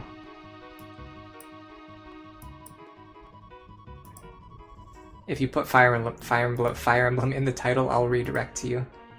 If you don't put Fire Emblem in the title, I can't redirect to you. No shade intended. Gray Bell, you do ramble, but you always give a direct answer before my opinions rambling. And so I like to... Oh, yeah, that's actually true, yeah. So typically what I do is I answer the question and then I explain my thought process. That's true. You guys are laughing at the stream titles. I mean, they're funny, and I think the thing is, like with stream titles like that, I think they're more likely to attract viewers. Whereas, like, for some reason, like if you put the title of your game in the stream, like it like causes people to not click on it. I have no idea why. Yeah, you have to make it as vague as possible. I think it has to do with like the YouTube curiosity thing. Like you want to make people curious, so that they'll click on your, click on your stream. Anyway, I have to make sure that I can find something to eat soon. And then after that, I probably won't have time for a nap, but if I do, it would be awesome. And then after that, I'm going to do some tabletop gaming with my friends. So that's going to be fun. Take care, everyone, says Graybell. And I will also say thank you, everyone, for coming. And for now, enjoy the rest of your day.